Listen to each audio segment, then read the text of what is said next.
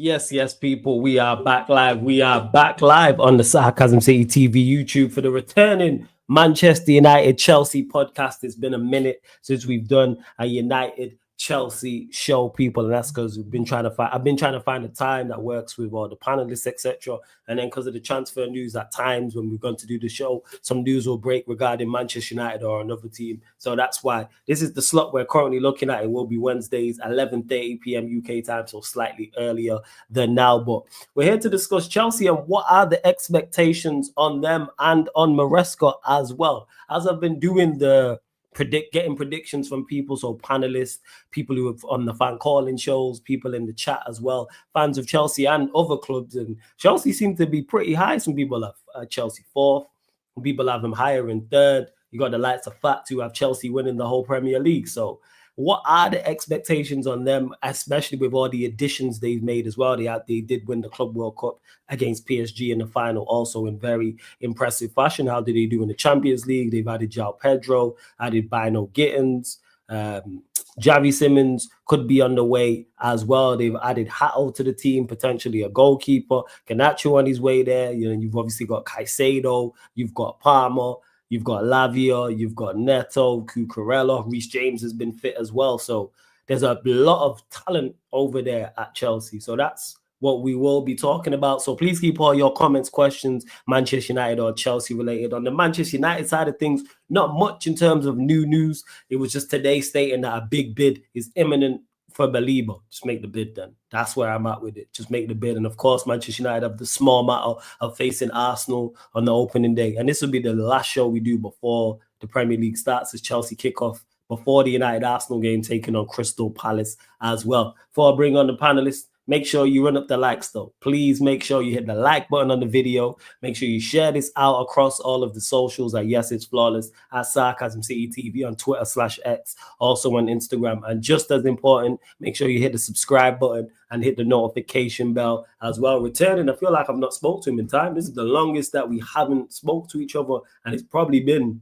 like a couple of weeks. Go welcome Surfer back into the building. What are you saying, Surfer? You good? Yes, I'm very good. Pleased to be back. You know, it's been a minute. It's been a strong minute, yes. It's been a strong minute, you know. So pleased to be back.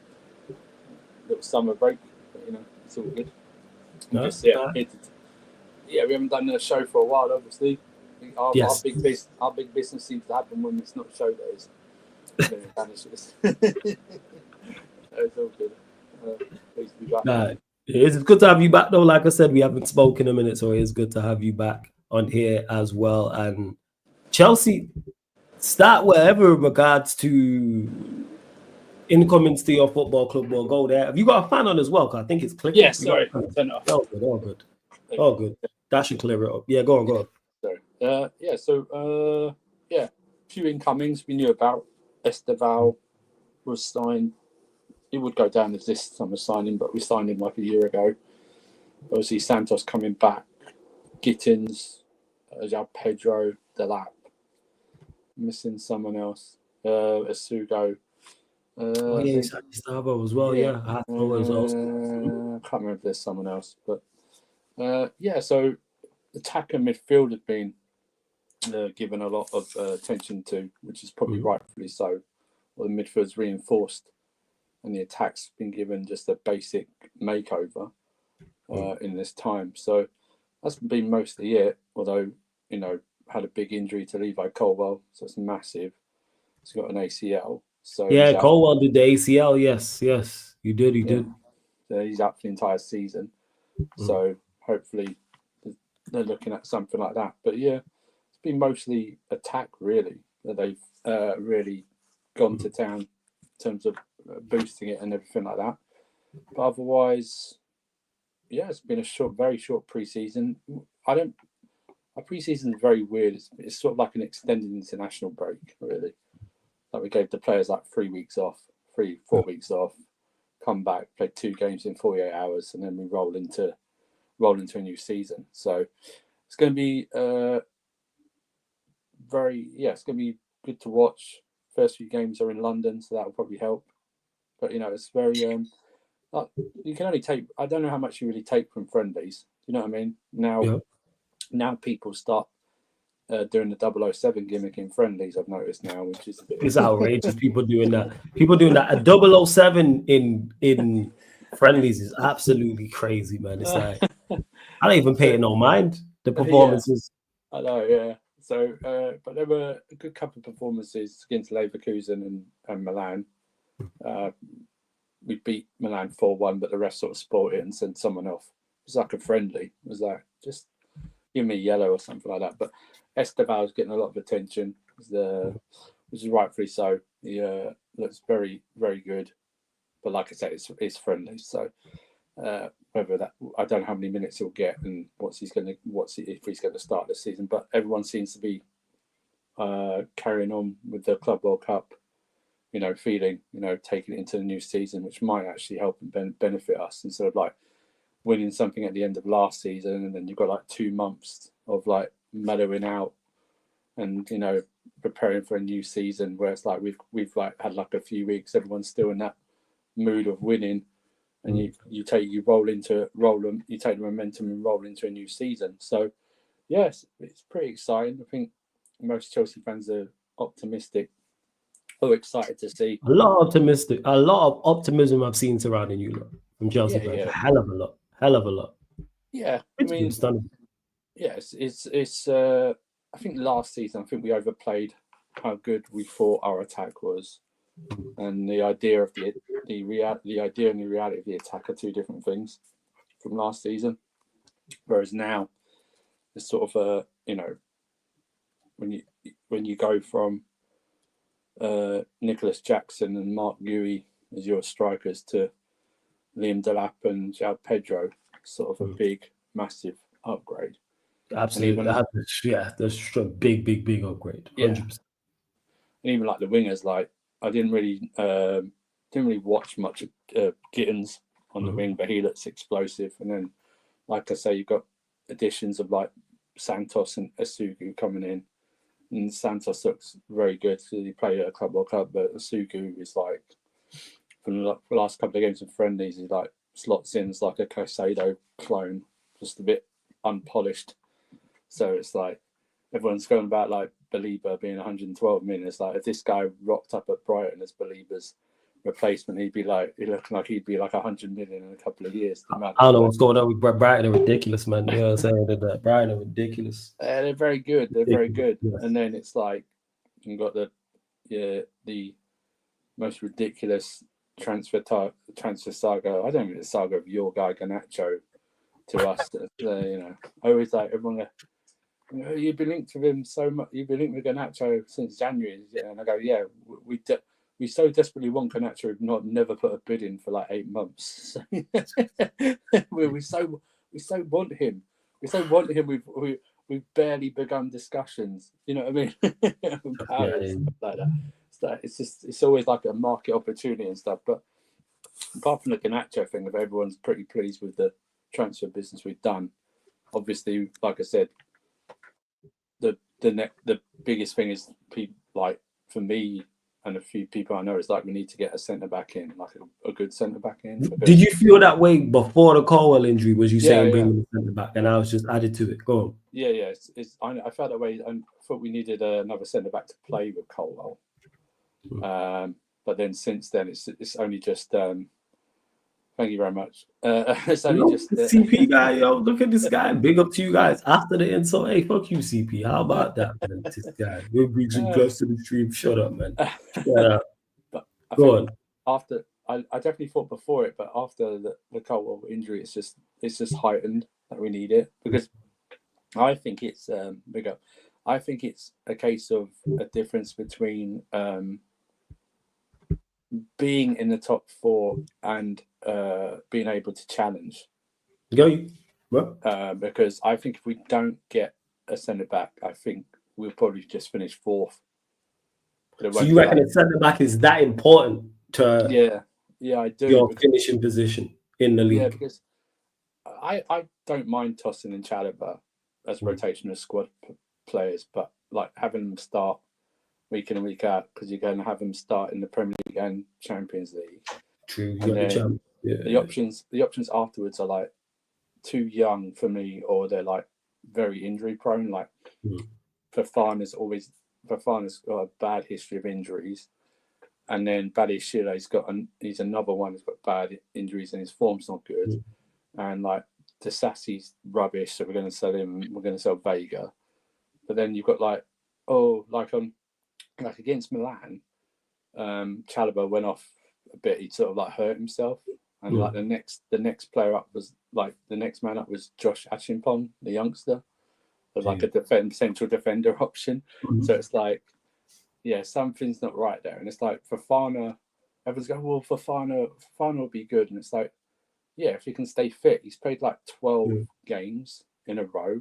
Like that's the most his injury record has been, and it's like we just like on Lewis's stream the other week we discovered that in 3 years Fofana's made 36 appearances for us in 3 years, and Tosin, who's a bit part player, mostly sub, has made 37 appearances last season for us. So it's like 1 year as a squad player. That's crazy. Yeah, exactly. So it's like we can't rely on him.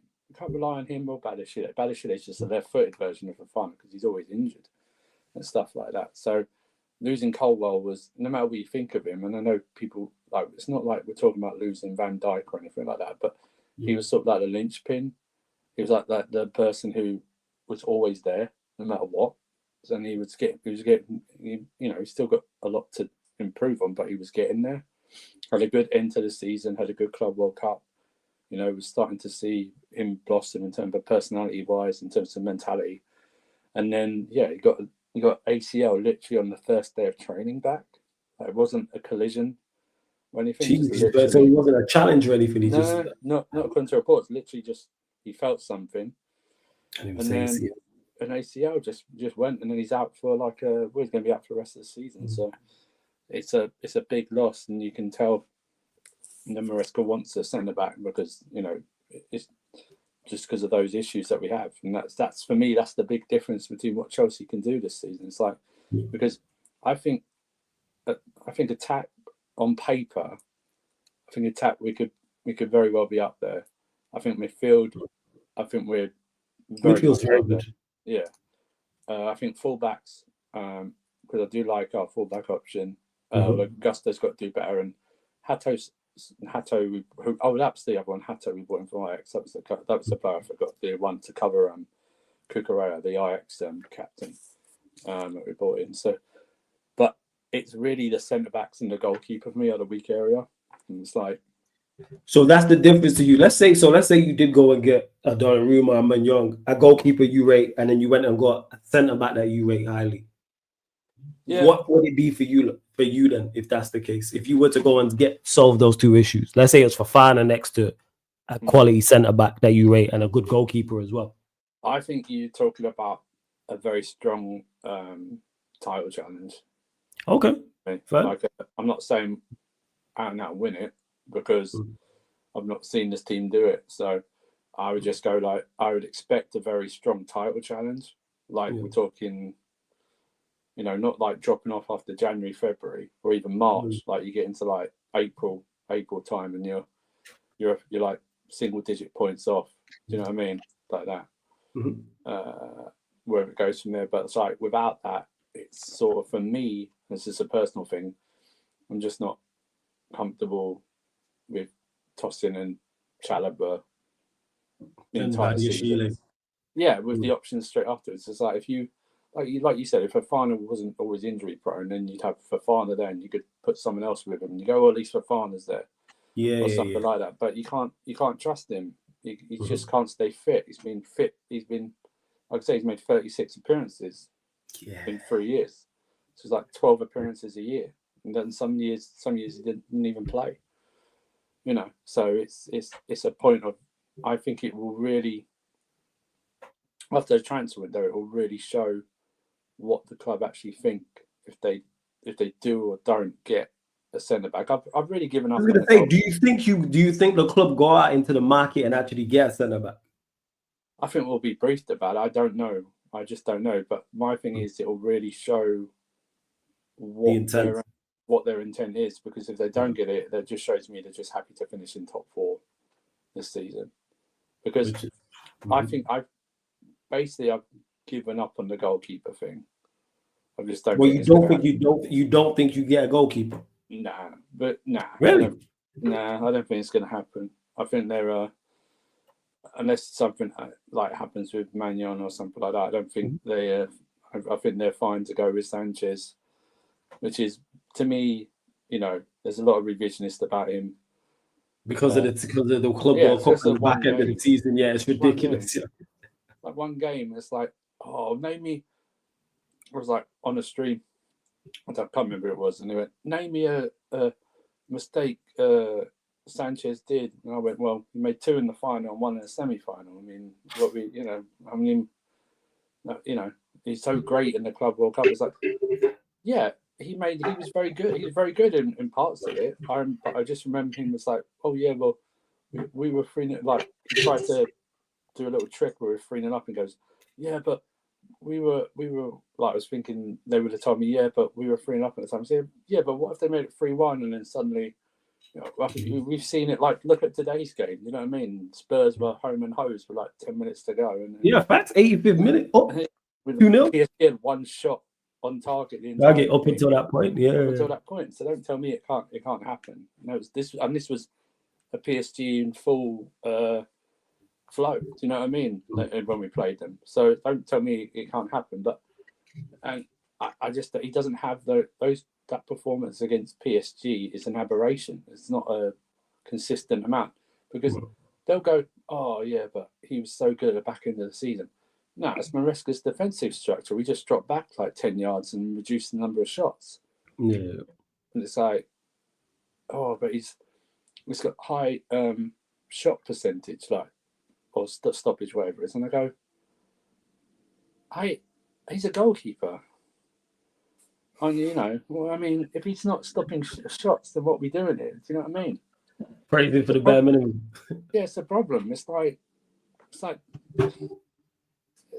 honestly, it's like someone. You seem disgusted by it, man. I always thought it was like when like someone told me, like, when a defender's like, or a defensive midfielder's got great passing stats, but you found out all his passes were like backwards or sideways or something like that. It's like, he's got 100% passing stats. Yeah, because he only passes one way. He passes backwards and sideways, backwards and stuff like that. For me, it's all the other things. I think he's good at catching and stuff like that. But it's just, you always got in the back of your mind that he's one bozo thing away from doing something. So you don't think he's turned a corner then? You just think this is he's not a good keeper, but you reckon it's just form and not his actual quality overall? I don't even know if it's form. I just think it's like I think it's like Maresca found a way to minimize, because he was still he was up there for a lot for mistakes leading to goals. He still made a lot of mistakes. They just weren't punished. You know what I mean? They just weren't punished. Like in the last league game against Forest, he in the first half, he whipped in a ball, and he came out like, I can't remember, like he came out like that, not even looking at Chris Wood, and it was just that Chris Wood didn't get the shot on target. You know what I mean? It wasn't like he was put off by the goalie, because the goalie just went out like that and didn't even look. And it's just, for me, I just don't. If I'm like that with him, I don't care what any like reports say out that the players love him or something. They might love him personally, but I just don't think the players like trust him 100%. Do you know what I mean? He's always got that thing that's like, oh, but he's kicking so good, and it's like, well, no, we just got players up there who now run for the ball. It's like Jackson didn't want to run for the ball. Do you know what I mean? It's like, oh, Delap chases after the ball and wins it. Yeah, because Delap runs around like a Labrador.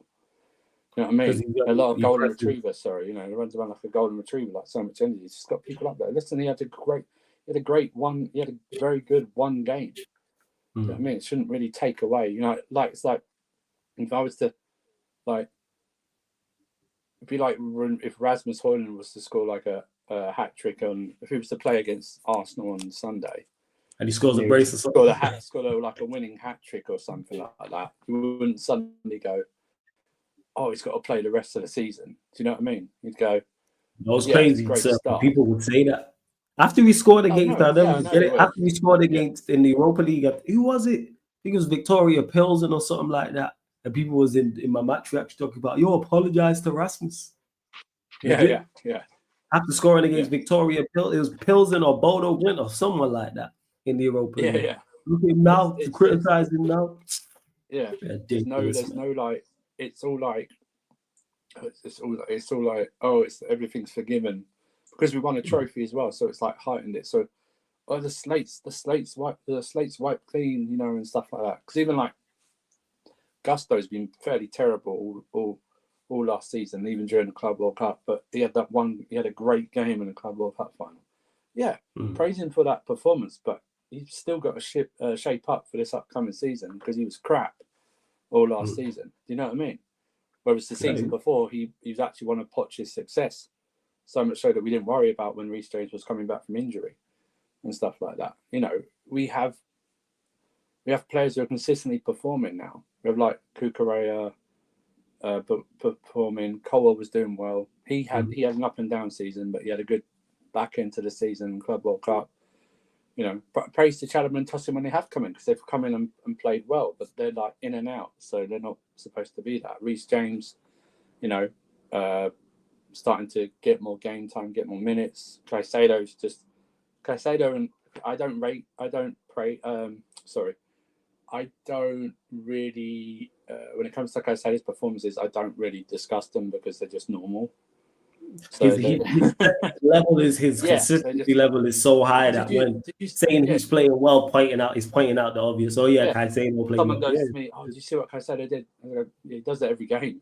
It's like a Kante Makalele sort of thing where you just go, yeah, he does that. You know, it's the same like Cucurella's getting like that. It's like, did you see what Cucurella did? He's been doing it for 18 months, bro. Where have you been? You know what I mean? He's been there for club and country. It's like Enzo Fernandez now is doing that as well. It's he has started to perform much better over the past few months. He has performed miles better.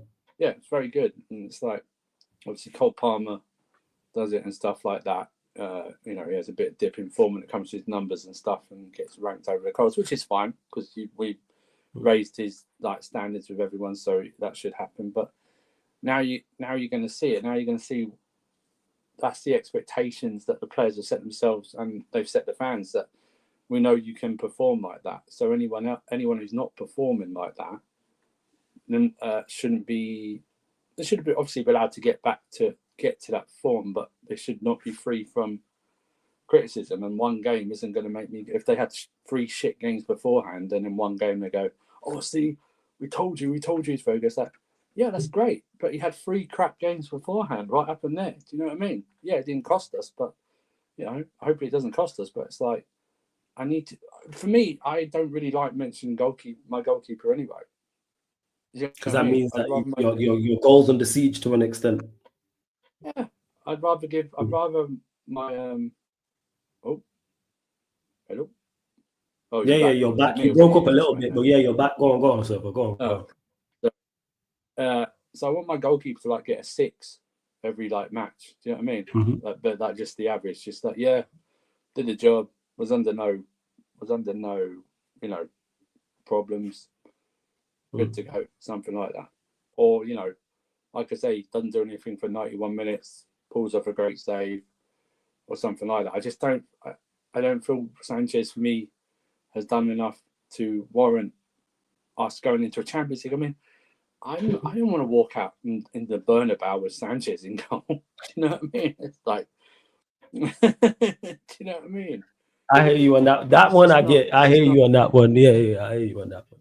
That is not ideal. No, I have to go over it because he's going to be. I think he's still going to be our first choice goalkeeper, which is maddening to me. But apart from that, I'm really looking forward to, because I think Palace is going to be a tough game actually at the first game that we play at your place. Yeah. I think it's going to. I think it's going to be a tough opener for us because they're on a bit of an uphill. I know it was only the Community Shield, but they won their first trophy ever, FA Cup. You know what I mean? So is that their first trophy ever in their history? They don't even have an FA Cup or a League Cup before that.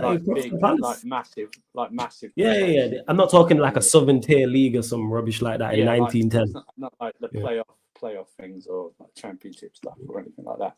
It's their first like major trophy that they've ever won, and it's but it'll be tough even at home. I think it'll be tough, but yeah. Because you have a great record against them, don't you? Especially at your place. Is it like 13 out of the last 14 times you've won or something like that at your place or something like that? Yeah, I think it's like 14 out of the last 16 games we've won. The last 2 were like drawn. That's home or away. So that's like, a great. That's a great record. Yeah. So, yeah, the last two games were draws. The 2 league games were draws, really, and probably should have won both of them, but that didn't happen. But yeah, so it's a good, all our first 4 games are in London anyway, so we'll get those London. I was just looking at that. That's crazy that you lot got Palace, West Ham, Fulham, Brentford, then us, and then you got Brighton at home, Liverpool at home. So it ain't till Forest away where you lot actually like travel. Obviously, you got United as well, Manchester, but yeah, like that's pretty much it. Yeah. Mad. It really, really is. That is crazy. Go on. I think I also read something where we don't play like where the Champions League fixtures fall. Don't play like a big team like after the Champions League games, group games till like January or something like that as well. So yeah, it's important. Good start, obviously, because like some of the other big heads are playing each other and stuff like that. For us, running that you lot are playing Arsenal. Arsenal got like what you lot, then Liverpool, then Arsenal got big games. Yeah. Newcastle and stuff like that. You know, Liverpool got like Newcastle second game at Arsenal and stuff like that. And yeah, I mean City are just an enigma to me. So I don't know how they're going to play. So it's really hard to judge them. But yeah, it should be a good start. It's like Maresca. I think he's going to rotate a lot during the season, like early start. I don't think like multiple rotations, like 4 or 5. I think like 2, 3 at a time, just to keep it a bit fresh and stuff like that, because of the pre-season's not long enough, sort of thing, to just keep everything fresh. But everyone's looking good when it comes to that. And Cameron here says, shout out to Cameron Duffy. He says, I don't watch too much Chelsea. Is Jorgensen not a better option, judging on how much you hate Sanchez? What's your thoughts on Jorgensen? Yeah, that's not good. He didn't do enough to displace Sanchez. That's a problem. He didn't do enough, and like he made mistakes as well. He like cost us at least a point away to Villa when he like misjudged a shot last minute. I admittedly made less mistakes than Sanchez because he played less. But I'm not comfortable with either of them. Do you know what I mean? It's like why did you not pull out of the Mignon deal? That makes no sense. We weren't willing to pay like 20 odd million for him because mistake for you then. Would you have paid it, or do you understand you were like mistake? Yeah, I would have paid it because it's such an important position, because Magnon's like 29. So, but in goalkeeper terms, like age-wise, he's like, for an outfield player, he's probably like 23, 24 because of really he's in his, or maybe 25, 26 because he's going into his prime. Do you know what I mean? And it's like I would have paid that. Others may think differently and stuff like that. That it was good that the club held to their guns and stuff like that, and it was like I'm fine with it normally, but that position is so like key for me. It's like I don't see any top team that wins big trophies that has an average goalkeeper. I just don't see it. You mentioned this a lot actually, which is true. I have heard you state that a lot, which is true. I get you on that. That's why it mind boggles me with that. Yeah, I don't see it. And then you get like, Sanchez, like when we were linked to Donnarumma in the week. I never thought we were going to sign him anyway because of wages and stuff. But it's like, but Sanchez got better shot stopping stats, and like he's better with the ball at his feet. And I'm like,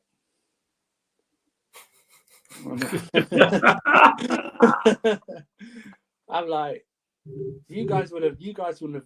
See, if they were in right now, you guys would have rejected Czech. TKL, I don't think Donnarumma's an average goalkeeper. Let me just clarify that. He said PSG have an average goalkeeper. I don't think he's average. No, you can claim, you can give you the over. Before the season, I could hear the overrated shot, But average, no, he is not an average goalkeeper. I don't think he's average. I think he's had the best year of his career. Yes, he's had an exceptional season, but I think he's a very good goalkeeper. Yeah, Worst case scenario, he's a good goalkeeper. Donnarumma is not average.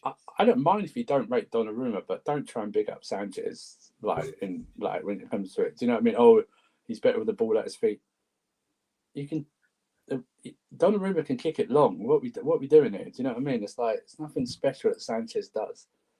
Do you know what I mean? It's like it's just one of those. It's just Hey Solomon, I don't think he's talking about Chevalier because they haven't won anything with him. So I don't think he's talking about Chevalier, even though he did make a mistake today for that second goal. He'd have to clarify it. I don't. TKL, let us know. I presumed he was talking about Donnarumma. I presume as well. I think he presumed as well. But it's like, you don't have to. Like, you can not rate Donnarumma fine. I don't really rate Donnarumma, but has 4 clean sheets in the last 4. He had a poor season and redeemed himself at the end. That's why they're binning him. I think they're binning him on multiple things, really. They're moving away from high wages and stuff like that. But I even think it's the wages. I think the way Enrique wants to play, he don't fit. If you're trying to play out from the back and play a possession-based game, which PSG are under Enrique, Donnarumma is not the fit. To say that he had a poor season, I think is ridiculous, and to blame the 4 clean sheets on him. All right, so are we saying Mendes is not one of the best fullbacks in the league? In Europe.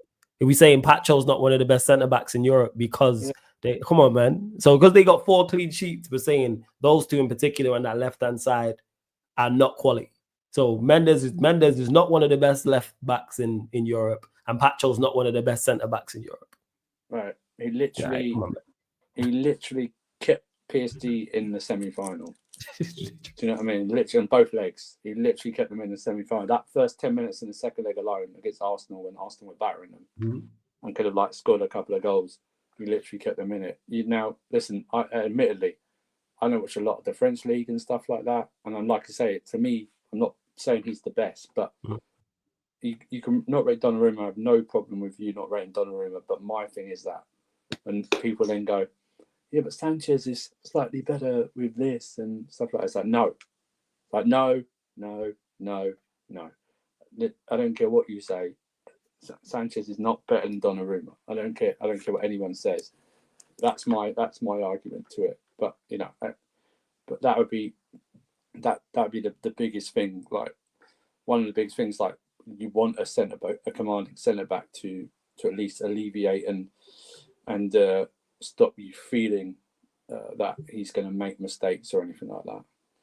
I don't think he was a liability all season. I disagree with that, but first. So, but surely if it's not the defense in front of him, they're allowing too many shots. Yeah, I don't know if it's like if it was more a case of when PSG came up against Premier League sides that PSG sort of had an issue or something like that. I just remember him having a stellar Champions League run, stuff like that, And look at they conceded 35 goals in 34 games. That's a good return. That's what we're talking about. That's a phenomenal return. And it's like 1 goal a game. That's a phenomenal return. Yeah, they conceded 35 goals in 34 matches. That's a phenomenal return. Yeah, it's a great stat. So it's one of those. Whether you listen, like I said, whether you rate him or not, that's neither here nor there. Just don't tell me, don't piss on me and tell me it's raining by saying that Sanchez is or Sanchez. There's like a little small difference between Sanchez and Donnarumma. There's just not. That's crazy. It's just not. That's just crazy. It's like there'll be probably fans in your fan base now because Donnarumma is probably going to go to City, and now Onana's staying. Go, yeah, well, Onana is much better with his feet and stuff like that. The way we want to play and I actually think Donnarumma suits United more than Man City. Oh, absolutely. Absolutely, without question. Absolutely, without question, he suits us more than them. But for some reason, we just are not going in for him. I don't know why. We're not sat down. You pay the wages as well. You know what I mean? You pay him his wages. I'm at a loss. Yeah, I don't understand that. And I know the lure of City is Pep and everything like that, and that's a hard bargaining thing like that. But I just don't know why City, the way they play, would going from Edison to Donnarumma is when it comes to like controlling and passing, is like going from night and day. You know what I mean? I think Donnarumma's a better shot stopper than Edison and everything like that. But the passing's not even it's not even close. Yeah. Because I've seen Edison get assists from passing in his own half. Do you know what I mean? It's yeah. And he don't fit what they've got going on whatsoever, but that's why I lost. No, that's why they're like, for me, that's why they're the most intriguing side, because I don't know how they're going to play this season. It's like one of those things. It's like when you're asked to make a prediction, it's like I really get stumbled and puzzled by City, because I don't know how they're going to play, especially when they get Donnarumma in. But yeah, Chelsea's looking good in terms of attacking and stuff like that. And Maresca earned the right to obviously stay on and stuff like that. But yeah, it needs to be backed properly with a centre back. So yeah, shouts to Stephanie G says big up Flawless and Surfer. Big up Fats, who actually has you lot winning the league this season. You know what I'm saying? So shout out to Fats. Yo, you winning the league is when probably did you ask? What day did you ask him this? This was last week? No, wait, Sunday. Yeah. Sunday it was. Sunday. Sunday. I've dated it anyway, but yeah, this is Sunday. You lot winning the league. I was like, Fats, this gonna be good, and he did not disappoint. Yeah. He did not disappoint. He really didn't. But you lot, just under 60 people here in the building. Big up. But hey, let's get this up to 50 likes, people. We're only at 36 likes. Like check 1212 when you enter the city of sarcasm. Pay the tax, people. Let's run up these damn likes and hit the subscribe button on the channel as well. Keep your questions coming in. Make sure they're Manchester United or Chelsea related. Of course, if you super chat, myself and Surfer will get to it straight away. And we're too short of 15,490 people. So I need 50 likes. We're only at 37. And we're two subscribers short of 15,490. So run up the likes and 2 more in regards to subscription as well, people. And TKL, he's saying he's as bad as Sanchez. Decent fundamentals, but an inconsistent shot stopper with mediocre distribution. Very overrated. I think that's crazy to say Donnarumma is as bad as Sanchez, yo. But first, TKL. I think that's crazy to say he's as bad as Sanchez. Mud. That is absolutely dirty, but fairs. Big up to CFC Tex. He says, where's Lewis with the belt, man? Lewis knows he has an open invitation in Sarcasm City TV, so he might pop up. Probably at the gym. He's probably gymming it. He's probably gymming it. And someone asked me for 4 years. You know what I mean? He's got to lift it. You know what I mean? For 4 years. Yeah, he's probably at the gym. And someone asked me earlier about Baleba switching to Manchester United before we go back to Chelsea, about how much would I be willing to pay for him. Max 120. That's what I'd say. Max 120 million is what I'd pay for Baleba, who I rate very, very highly. He doesn't solve all of Manchester United's problems, but he solves a hell of a lot of them. Bring him in. It's a no-brainer. Just go get the deal done. I'm just not sure. Including that now, 120 in total. So if it's 110 plus 10, Cameron, it was you. So let's say it was 110 plus 10. Or 100 plus 20 in add-ons. That's the max I'm going, is 120. That's me. I think even if you don't make this transfer, I think you may have inadvertently, you'll like this, may have screwed over Liverpool signing Isak. Go on. What makes you say that? When Newcastle see that Brighton are going to sell a Baleba for 110, 115 or 120, why in the blue hell would you sell Isak for 125, 130 or something like that? Do you know what I mean? Why wouldn't you not system 150 straight up, not even add-ons, 160 or something like that? And you can go, hang on a minute, why should I accept this when Brighton may sell their defensive midfielder for 110 or something like that? Do you know what I mean? Or they're demanding 100 million for him. Why the hell would I sell Isak for just 20, 30 million more when he's in the specialised, he's in the one of the 2 most important positions on the pitch. There's a striker. It's like people don't get, and I that's what I think. But I think Brighton are used to getting what they want in terms of funds. Yeah. I should know. So they usually get it, and they'll have some random 19-year-old already in on their books. So Oh yeah, definitely. I've said this. Well, Pops, man, shout out to Beijing Pops. He made this point. He said, if you get Baleba, whoever they're linked to next, just go get him now. As soon as you hear they're linked to someone, buy him too. You know what I'm saying? Whoever it is. I'm telling you right now, I know it's been a couple of games, but if Asugu had gone to Brighton now and was the replacement of Baleba in 2 years' time, I honestly think we may be talking about Asugu like back in, but we got him. So it's like we've saved ourselves. We've saved ourselves 100 million possibly of having to go to Brighton. Yeah, so because I thought he was going to get, what was his name? Siddiqui went Sunderland. He was at USG, so I thought he might go there, but go on. Yeah, no, I'm just saying. I think that's what we learned. I think that's what we went. We need to find our own light. So if anything happens to Caicedo, we don't have to shop at. Even though we paid Brighton again another 50 million for João Pedro, which I'm thinking the way it's looking, it might be a steal, that 50 million. Do you know what I mean? Considering they wanted like 60 or 70 or something. Good player, man. I've rated him since what? But yeah, I think Asugu might be a steal. But like, I think João Pedro, because you know the difference. You know, you never watch João. You never watch. Hold up, before you carry on. Sorry to cut you off, sir. But hey, Fats, stop using Chat GPT. I beg. Look at this. Yeah, look at you. Sorry, I didn't mean to. I just had to because this is crazy to me. Yeah, United, looking at United's current squad, Baleba would actually walk into their midfield. He's still raw, but the energy, ball winning, and physicality he brings would instantly upgrade them, especially with how inconsistent their current options are. Problem is, they still need to structure and coaching to get the best out of him. He goes on to say, United seem to have this habit. The second they're linked with someone, they just go out and buy him without thinking about whether he actually solves their problems. It's like they're more concerned with winning transfer battles than building a balanced squad. Hey, Fats, get off Chat GPT, man. Stop it, man. If you go copy someone's homework, man, make it not that clear. You never ever sound like this with breakdown details. This would be a part in a film where the person would go, I'm calling the police because I know this is not the person this is not how the person speaks. You know, when someone like sends like someone will go, oh yeah, how's my dog Millie? And they don't have a dog like that, just to warn someone like that. This would be the actual thing. And this guy constantly will sit on Lewis's stream and not say anything 45 minutes, but then we'll just start blurting out of a song or go wee like that or something like that. And you're expecting me that you structure a bunch of sentences like that.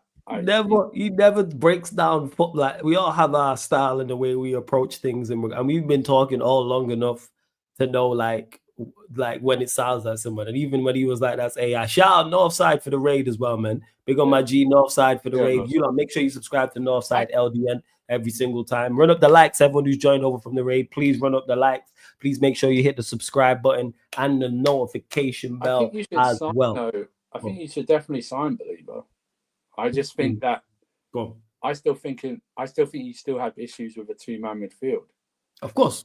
Because the other man's still Bruno. Do you know what I mean? It's like, because let's face it, right? You're not going to pay 60 odd million for Sesko and just he's going to be a rotational piece. It's going to be Sesko, Cunha, and Buemo.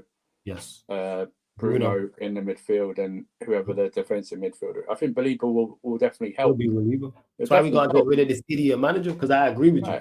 Because I think otherwise it only works if you then either push Bruno forward and drop one of the attackers, or you play a three-man midfield. But he's not going to play a three-man midfield because he's got a rigid wing-back system that only has a two-man midfield. So because he plays three up front. So it's just not. I think Baleba will help, but even once a week, I think you would still get. I think you would.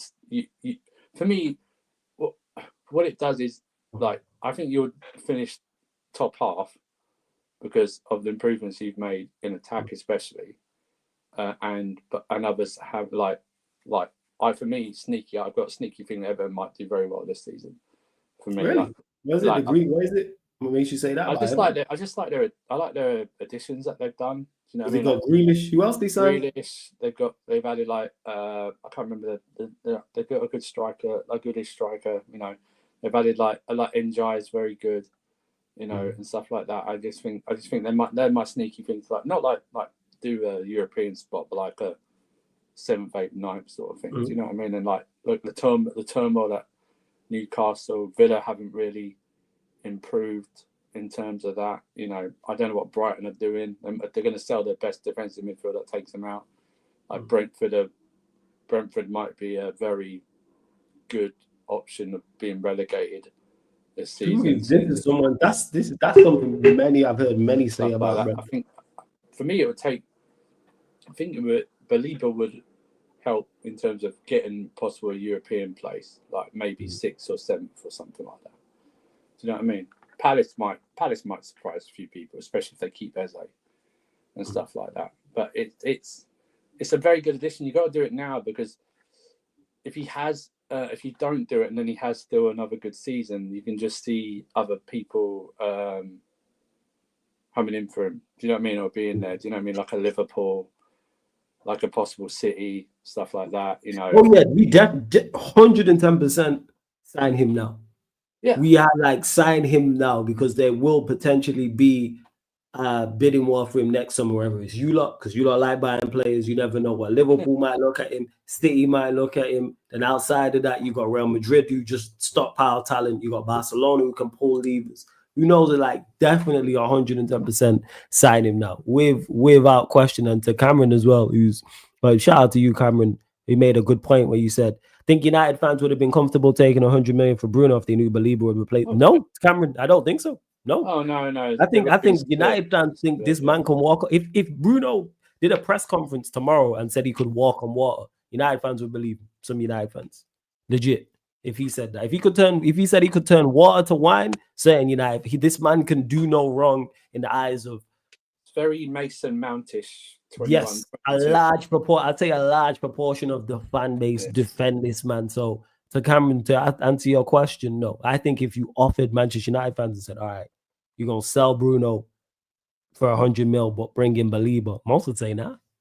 Bear in mind, he's a major issue in our midfield, even if we do indeed sign Baleba. You know why? Because he's not a central midfielder. I keep saying you see it in even the friendlies. He's not tactically disciplined. Yeah. He just can't help it. It's like asking, remember when you're at school and you just, that guy who was like always just wanted to play up front, and he always wanted to play up front and just goal hang for like all the game and scored like 6, but he just never did anything like that. It's like that. It's just not tactically disciplined. It's like you're trying to train a dog. You can't, you're trying to train an undisciplined dog. Essentially, he's very like. That's why you got to question Amrin and go, why are you playing him in too much? At least if you push him in the front 3. Yeah, because the final you could go fine. Yes. You alleviate him of any defensive thing. You can rotate in and out. You know what I mean? One in the front 3. That's absolutely fine. You got an option. You got a great option off the bench, something like that. For it, but having him in there. Like, you can Surfy, you know what's crazy? A lot more passes and stuff like that. Surfy, you know what's crazy? You can see it. Cameron can see it. I can see it. Many others can see it. None of us have UEFA A or B licenses. None of us that paid thousands of pounds to coach or manage or analyze the game. But for some reason, the manager can't see it, because Cameron says here, well, he doesn't fit in either the 10 or the 8. It's just stupid. Cameron, nail on the head. It's just stupid. You're spot on. It makes no sense, to the point where the manager spoke about him in the 10 and said it didn't work, and then spoke about him in the 8 and then said it hasn't worked. But yet you wanted this man to stay. So you're going to die on this hill and he's going to get you sacked like previous managers we backed him. Do your thing. It's mad. It's mad. It's like, it'd be like us like putting Enzo just by himself in midfield. Like having having like benching Caicedo and just having Enzo there like all the time. It's like Potter did in that 23 season where he struggled to get to 40 points. He was just there by himself next to Gallagher. It's like it's just absolutely bonkers. I just think Baleba will help you, but even once a week, I think you still get run for in the midfield, like on transition and stuff like that. Baleba can't cover he'll do a very good job, but he can't cover everything. If you're going up against like midfields who are very good, they'll easily take him out. Do you know what I mean? In terms of like just passing around him and stuff like that. You can't do everything. You know what I mean? And it's like, because Bruno will be like the one. He'll have like 6 wayward passes, but he'll have that one pass which will lead to a goal, and everything will be forgiven. like that and stuff, and it'd be back to see Bruno. Look at his stats. You know, he's one of the most creative midfielders in the past 5 years. All right, that's great. That's it. Is. And everyone who's backed him has gone by the wayside because the TKL says the perception is that he has X factor. He'll be shoehorned in regardless of his deficiencies. Exactly that. I agree, and this is why it's going to be a detriment to this manager. That's why he's going to get sacked. Everyone who's backed this man, everyone who swore by Bruno, every manager who swore by him has been sacked. That's no coincidence. Like, stop it. People love to use the lazy analysis of, oh, it's the same players who are getting managers sacked. No, it's not. When you look back at previous squads, it's much different. You know, the one constant, him. He's the one constant in the last three managers who have been sacked. With Oli, Ten Hag, and Amorim ain't gone, but he's going to be gone. But in those three, who have all had a lot of all struggling. Yeah, your team's had a lot of turnover in the last like 5 years. So it's not like because you spend, while you might be bad at selling, doesn't mean you haven't sold players. It's just for the amount you've sold them for, and like or loaned out. But it's just you've still had a lot of turnover. There's been one constant, and it's just like, yeah, he's been, you know, his stats are phenomenal, right? In terms of, or they look phenomenal to the naked eye, right? In terms of like they're always up there. Like he creates the most chances and stuff like that, and it's like, yeah, that's great, but he then takes away from different areas. So that's what I said. He'd be very good in a free man. I think he'd be less deficiency in a free man midfield. He'd be less deficiencies for you if he plays as one of the front three or something like that, because then you're able to cover his deficiencies and stuff like that. If you played like a Baleba, Kobe Minu thing, and even the Kobe Minu for me is a bit of a question mark in a. He should. He's like Bruno. Shouldn't be playing. Shouldn't be playing as the central midfielder. You know why? Because he's not a central midfielder.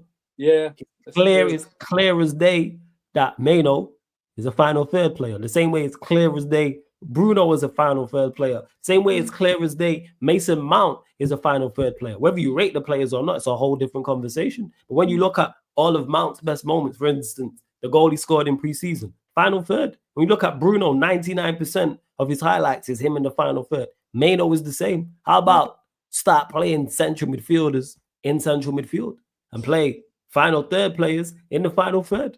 That goes a long way in regards to just decision making, and it is nonsense. And to TKL says, to be fair to Bruno, they're all not very good managers because their decision making was poor. They swore by him. That's why. Yeah, not good, not very good managers picking not very good players. Exactly. You tell yourself, yeah, you got to be, which is very weird because I think he got in after Bruno, didn't he? Because like Bruno's side, I think. Like Amorim, I think he got into Sporting Lisbon after Bruno. Yeah, it was literally just, but yeah, Bruno was sold just before he got there. Yeah. So like, we don't know whether like he would have like stuck with him at Sporting Lisbon and stuff like that. But swears by him. Yeah. Even though everything you say says the opposite. First game of preseason against Everton, and you said we lack physicality and pace all over the pitch, in particular in midfield. We don't have a progressive passer of the ball in midfield. Also, too many of our players play the ball blindly in the midfield. Just think, man, and just fantasy booking of fantasy transfers. If you'd taken 100 million for Bruno, and you already had this 100 million anyway to buy Baleba, you could have got Baleba and like an Adam Wharton or something like that. Do you know what I mean? You could have secured your midfield for like the next like 10 years. Just being calm. You're like barring any injury or something like that, because Adam Wharton's like probably the next one to go next year or something. Yeah. Goes this year. So it's like you could have legitimately slapped it down and gone like 80-odd million for like Wharton, 100 million for Baleba. And you cool. Like go get someone like Wharton-esque and you're good. And that's the thing is, FN just described Bruno. All the different lack of pace, plays the ball blindly, don't progress it well. Yeah, but you pick this, and people wonder why I criticize the manager. I just laugh at his defenders that go, yeah, but Bruno would get in like all the other midfielders, and it's like, no, he wouldn't. Maresca wouldn't have him. I'm telling you right now, Maresca wouldn't have him the way he plays. He tactically indisciplined. Wouldn't have him. Just wouldn't have him. because he gives like we have the number 10 like Palmer who does that, and he wouldn't fit anywhere and stuff like that. He wouldn't get in the Arsenal midfield because they're very disciplined. He wouldn't get in the City midfield at all. He wouldn't get in the Liverpool midfield out there or something. It just wouldn't happen. I mean, he wouldn't get in the Newcastle midfield. So no chance. Not the way they play. Not the way they play. I don't know if he'd even get in the Spurs midfield the way it's like setting up. Do you know what I mean? Like with Pape Massar and Paulino, probably but not. even like maybe in the 10 role, he maybe get in there in the 10 role. Right. Because but that's a whole different thing. Yeah. Like if you're in the 10 role, because at least then you're getting the best out of him in regards to but it's when he's playing trying to dictate the game.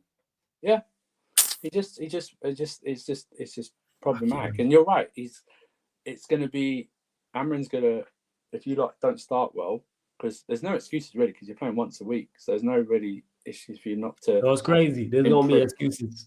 Oh yeah, that's the crazy. That's the crazy part. Even though there is no excuses, people will still find, because you know what it is. People still find excuses. Now, someone said, I can't remember what stream I was doing on here, and I was talking. I remember who I was talking to. I think it was Amanda United, and someone was like, "You man are too harsh," or "I'm too harsh," or I think it was Eddie or Sheik. And then someone in the chat was like, "How can you be too harsh on a guy that finished 15th?" And I was like, "That's a valid point. How are you too harsh on somebody that finished 15th in the league? Yeah. How? Yeah. Like, please explain to me how. So, what would it have to be? 17th? Like, what would it be like? Where is the line? That's one thing I've realized. Like, once fans like somebody, there's no line. There's no line. Yeah, there's no line. There's zero. We could have got relegated. And man would have said, well, we would have got relegated earlier without Bruno. Well, imagine if you'd won the Europa League, the glazing, it would have happened. The glazing. I was having this conversation just yesterday with Veta, and I said, as much as I want to, because I want to win every competition I'm in, I want to win United to win. Yeah. If we win that, I don't think we see these same moves. I don't think so. That's mad, that's mad, isn't it? That's mad. It's like you'd think you still would, because it's like you want to stay there, but you're probably right. You probably don't see these type of moves. Like I think Cunha you probably see Cunha because that was like taught before even the season. And I think the Cunha and the Bremo ones, I think the Sesko one, I think that's 50-50, because if we win, I think there's more backing and more hype surrounding like Højlund, Garnacho, etc. They're the two. I don't think Garnacho has the outburst, and then maybe even in the midfield, we don't go well. We won the Europa League, and the Amorim conversation would have been crazy, because it would have been, look, we've been awful. He came in halfway in during the season. He didn't get backed. All this nonsense. And he won the Europa League. Imagine what he can do with his own players, because people say that now. Preseason training. And then we look exactly the same in preseason. Make it make sense? That's just mad. And fuck you, Victor. How about that, mate? You know what I'm saying? This guy. The joke, man. Yeah. And to Cameron, you have to stop. The thing is, we've done it before. I think Amorim knows he doesn't fit, but he's the captain, the most popular player after our worst season, selling our best player. Fans would have had matches and protest weight. Like I say all the time, Cameron, fuck the fans, including myself. I don't see him having. Listen. Yeah, I don't see him having like protest or something like that. It would just be. Who we saying, Brian? Hello. Blessings, Brian. Blessings. Yeah, we ain't got no. So it's like, just win. Again, people do win games. And people like to talk about, even when someone popped up in the chat yesterday talking about, it's toxic. Yes, it's toxic because of the negativity is from the poor results. You never find when the team's winning and flying, because someone was talking about like how toxic Manchester United are, like the players are and all this going over the top stuff that don't matter. Should be toxic. You finished 15th, you should be toxic. This is the overall point I'm making. There's never a team that's flying and it's toxic. Yeah. Because you know why? Winning matches shuts up 99.9% of critics. If United get out of the blocks and fly at the start of the season, win 5 games out of 5 or 4 out of 5, for example, nobody's talking about toxicity. No one's talking about all this extra stuff that doesn't matter. Same way last season, people always love to back he came in halfway through the season. That's why he performed poorly. But if he performed well, you wouldn't be talking about that. It's only because he performed. Stop making excuses. These are grown men. Me and Veta was having this conversation just yesterday. It's a grown men. know what I'm saying? The highest level of your profession. You are paid exceptionally well to do your job. Do your job. And if you're not, you will get criticized. What are we talking It's about? People funny just because when Amram got appointed, if rivals had said, "Well, guys, he's coming in mid-season, the players have had a bad start. I don't think he's going to do much at United," then all of a sudden we're hating because we don't see the vision and United are back. It's like damned if you do, damned if you don't. It's weird. And I was listening before I hopped on, and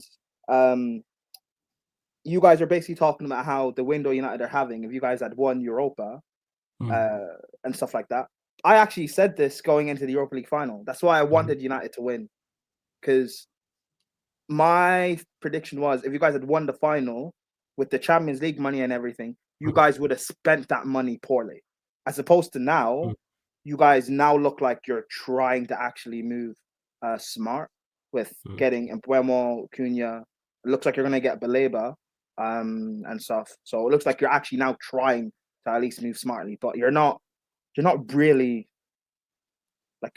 doing enough because you still have your manager here, and that's like a big thing for me because I think on paper United do have good players and potentially you guys could get top 6 if you had a better manager to set you up correctly. But with the guy you still have in charge, and if he's still going to play the bad players and even the good players you have, he's going to use them incorrectly, then why do I think you will get top 8?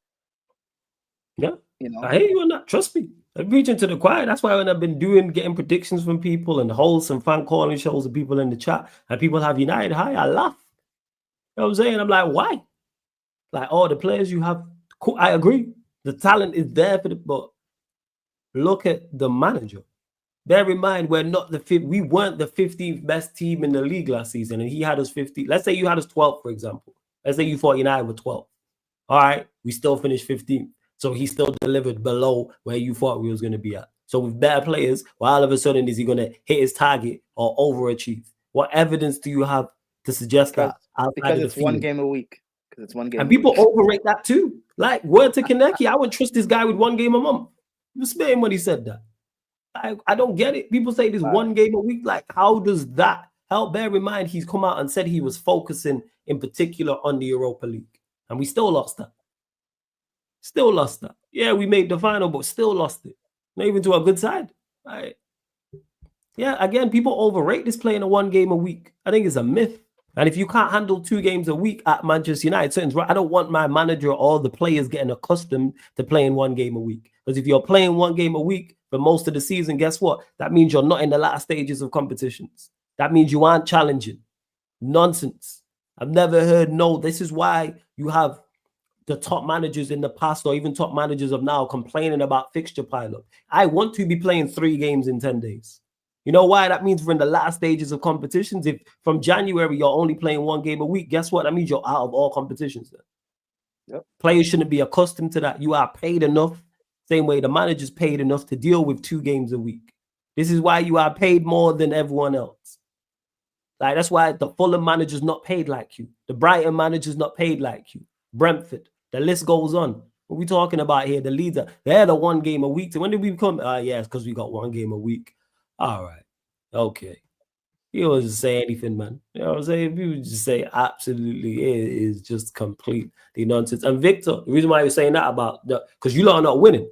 If Chelsea were winning and flying, would there still be people complaining? Yes. Because you get people farming for engagement. You get people who just want to be awkward and just want to go against the grain. But I'm saying overall, if you're flying and Chelsea out, if you lot win the league this season, for example, the next summer, there's going to be less debate and less because you know why? You've just won the league. This is why you rarely see Liverpool fans going at it. Won the league. City. Look what happened with City this season. We rarely see them argue. Go on. Surfer, when did we play Fulham? The back end of the season. Was that like March? No, March. April, I think it was right?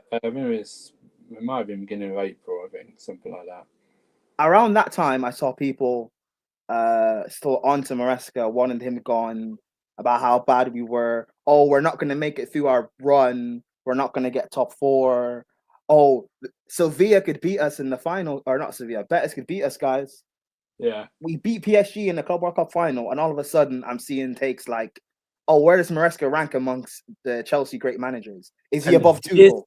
Like And what? this is the point I'm making. Winning, like it eliminates so much of the conversation in regards to fans. Because when you winning, fans want to talk. Look at Liverpool all this summer long. Any Liverpool fan you talk to, any Liverpool fan content creator, grinning from ear to ear, gassed.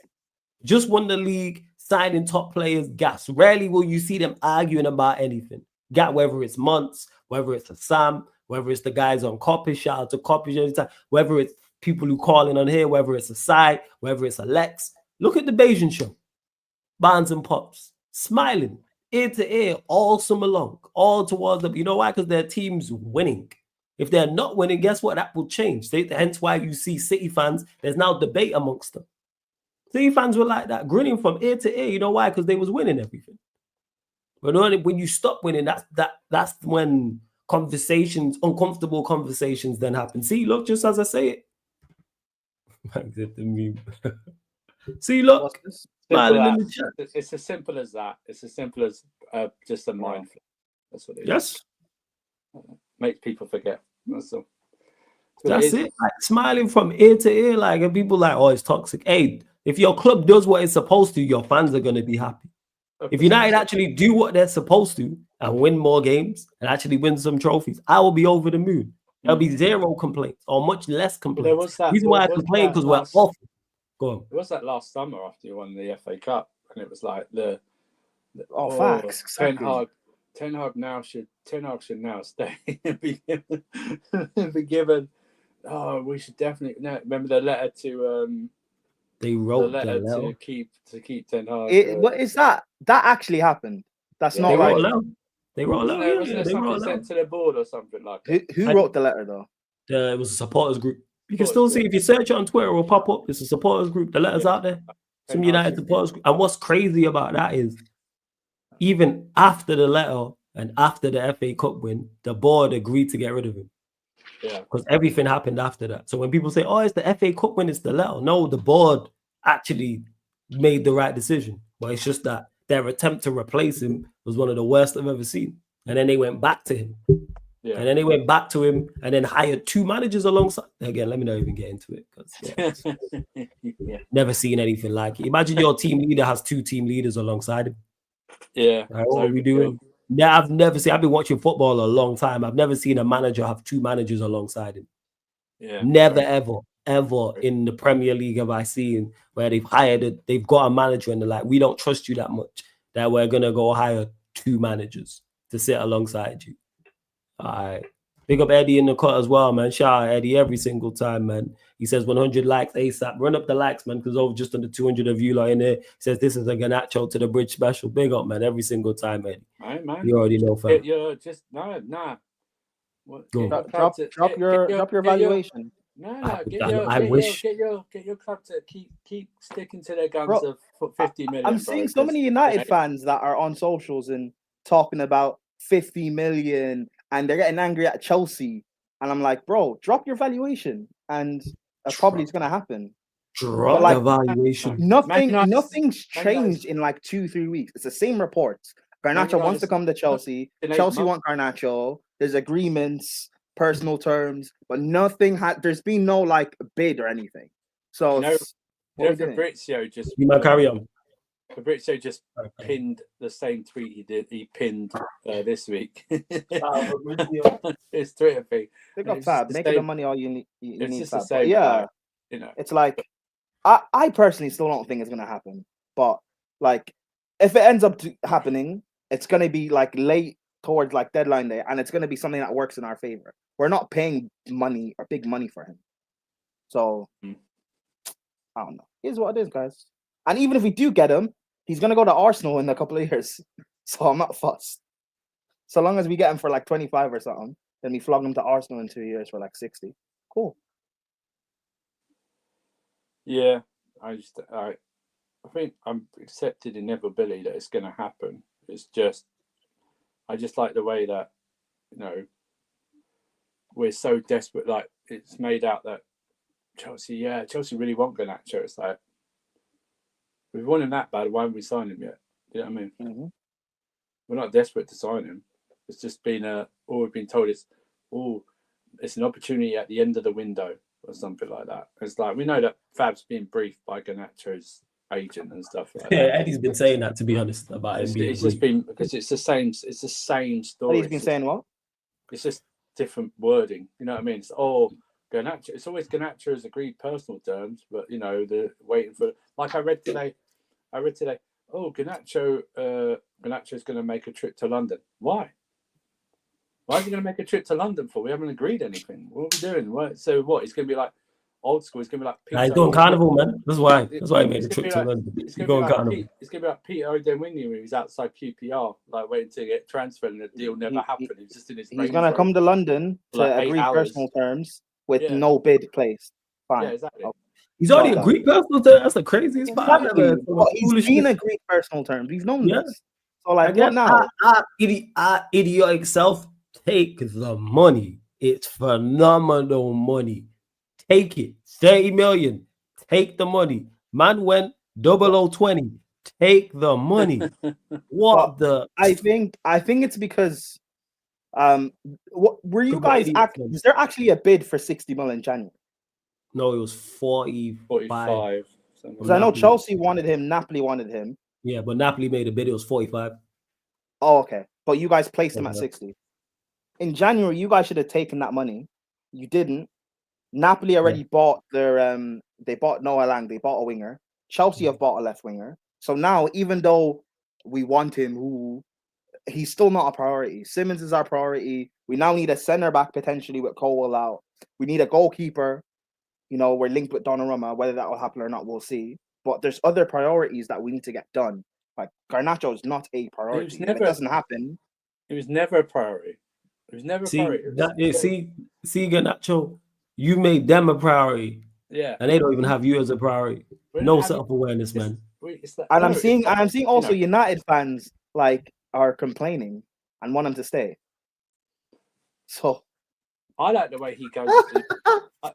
I like the way it's reported that if I don't leave for Chelsea, I'm not going to play for. I won't play for 12 months. Don't threaten me with a good time. I'm not going. Who's that a threat to? Because they just replaced you with better players. So who's that really a threat to? It's not a threat to anyone. I'm thinking, bro, it's a World Cup year. Yeah, for some reason, Argentina rate you, but if you don't play for 6-12 months, I don't see how you make the squad. So what are we doing? Because he knows we're weak enough to fold. That's why. That's why he's drop your evaluation. No. In regards to if I don't go to Chelsea, no, we're definitely no. I'm talking about play. Let's say hypothetically he stays. He thinks he'll get back in, is what I'm saying. I agree with that. Because I remember in January that happened with him. I remember I said to Sheik on Mud Brothers that if Rashford had stayed and not left in January, he would have ended up playing as well. So there's no backbone or anything within your club. Because at least with Chelsea, with Sterling and Chilwell, like we bought players in your position, so now you have to go. Like the whole Jackson thing, even though like we're saying that we want him to stay and stuff like that, we have a price tag on him. So if we get the money we need, he's gone. And we have 2 players in his position. So it's not like we have to keep him like United is just stupid. I don't know, guys. Keep backing this, guys. But people still want him to stay. Why? Because he's Manc born and bred, bro. He's Manc through and through. Yeah, it's because he came through the academy. He's Argentinian. This is the craziest part. It's mad. Big up to Fats for the super chat as well. He says, I was criticizing Maresca a lot last season. I hold my hands up. I was wrong. I admit it. Hey, sometimes people make mistakes. You live and you learn. That's fair. He made bigger mistakes than that. This is a minor one, to be honest. Go on. Now, if I was in a crime show right now and I was comparing your earlier message to the super chat you've done right now, I could tell these are 2 different people. You got 2 different writing styles. You know, when you put I don't even know if EY is even a frigging word. You know what I mean? It's just accepted as A, like that. I know this is definitely Fats talking. Whereas like the one before when he gave fair dues.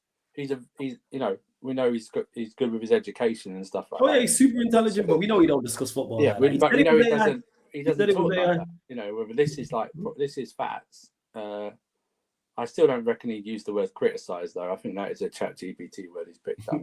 So so. Hey, Fats, big up for the super chat though. I appreciate it, Fats. For real, big up, man. Big up A Solomon as well, who's been a member of the channel for 21 months. Link for the channel, link for the membership is in the pinned comment, people. Link is in the pinned comment for the membership. Check that out. Garnacho's agent paid for the VIP package with Fabrizio, shameless brother. I hear you on that, A Solomon. And shout out my G Hassan for the raid as well, man. Big up to everyone who's joined over from the raid. Over 500 of you lot in the building right now. We're only at 87 likes. Yo, let's mine it. Let's just get up to 100 likes, people. Let's go triple digits. That's what I need you lot to do. Go triple digits and make sure you hit that subscribe button as well. We're closing in.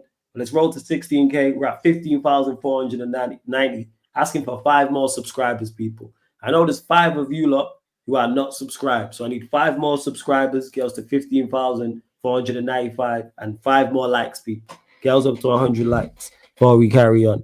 And on top of that, nephew mentioned it here. You lot go subscribe to Sheik TV because he's far away from 1K, people. Go subscribe to my brother Sheik TV. Make sure you do that. Continue to get your questions in. Keep it Manchester United or Chelsea related. Don't have to be about Garnacho. Can be something else, people. That's absolutely fine. Ibrahim says, how much do you reckon Carlos cost Flawless? Baleba, probably about Jesus. Probably about 110. Yeah, probably about 110. 110, I would say.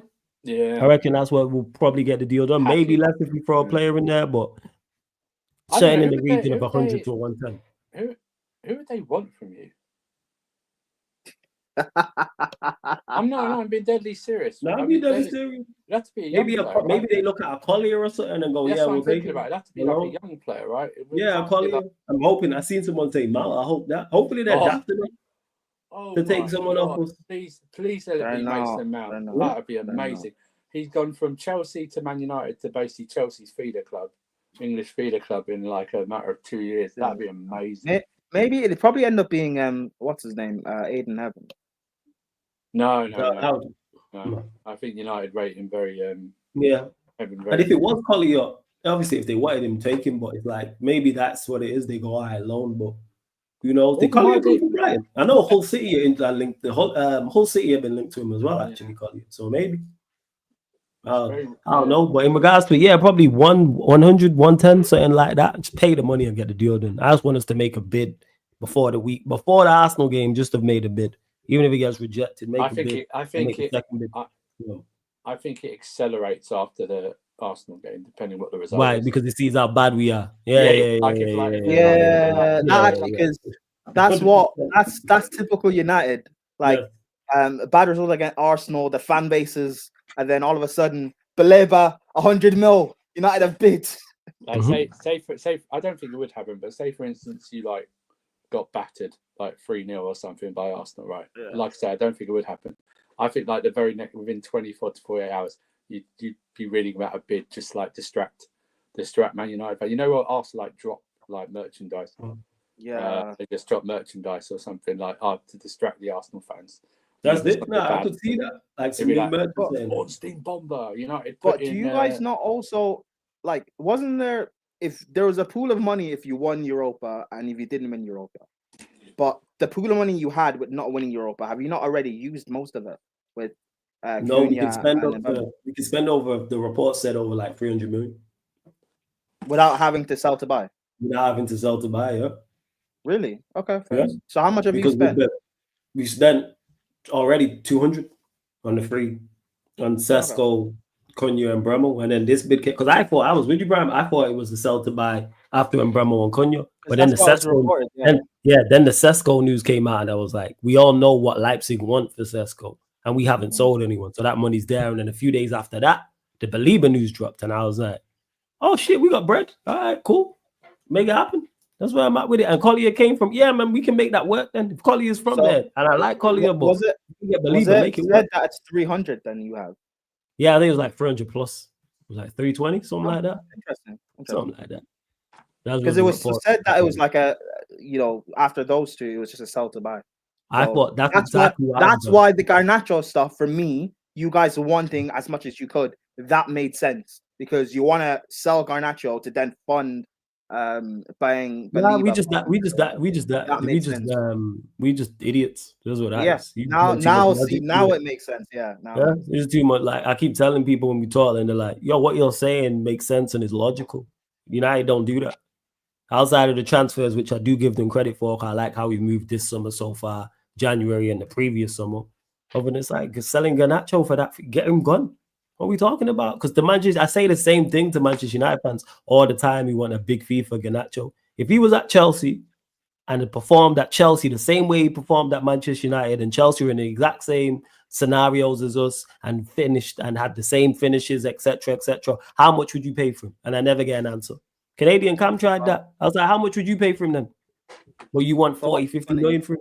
Yeah. What's funny is people compare it to Madueke and say he's better than Madueke, which, fair enough. Let's, for argument's sake, say he is. But because Madueke was in our environment where we've been progressing, he's been here 2.5 years, and we won a trophy, we're on the up, he's English and all of that, it's easier to sell him on for a price we want.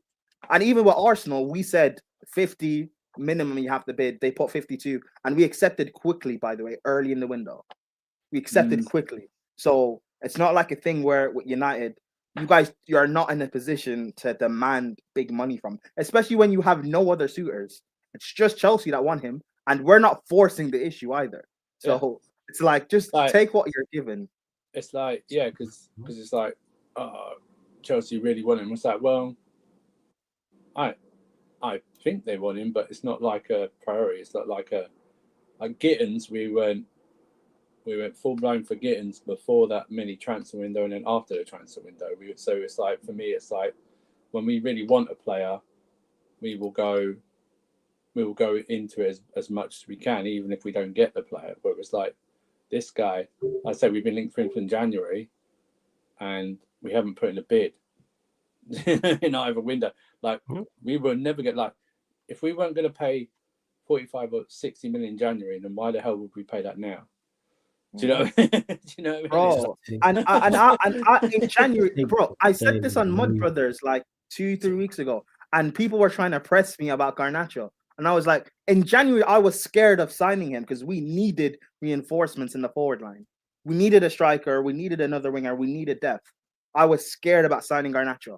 I'm not scared now because these links don't mean anything. We haven't bid, and we have other priorities. So I'm not scared about actually signing unless something changes, right?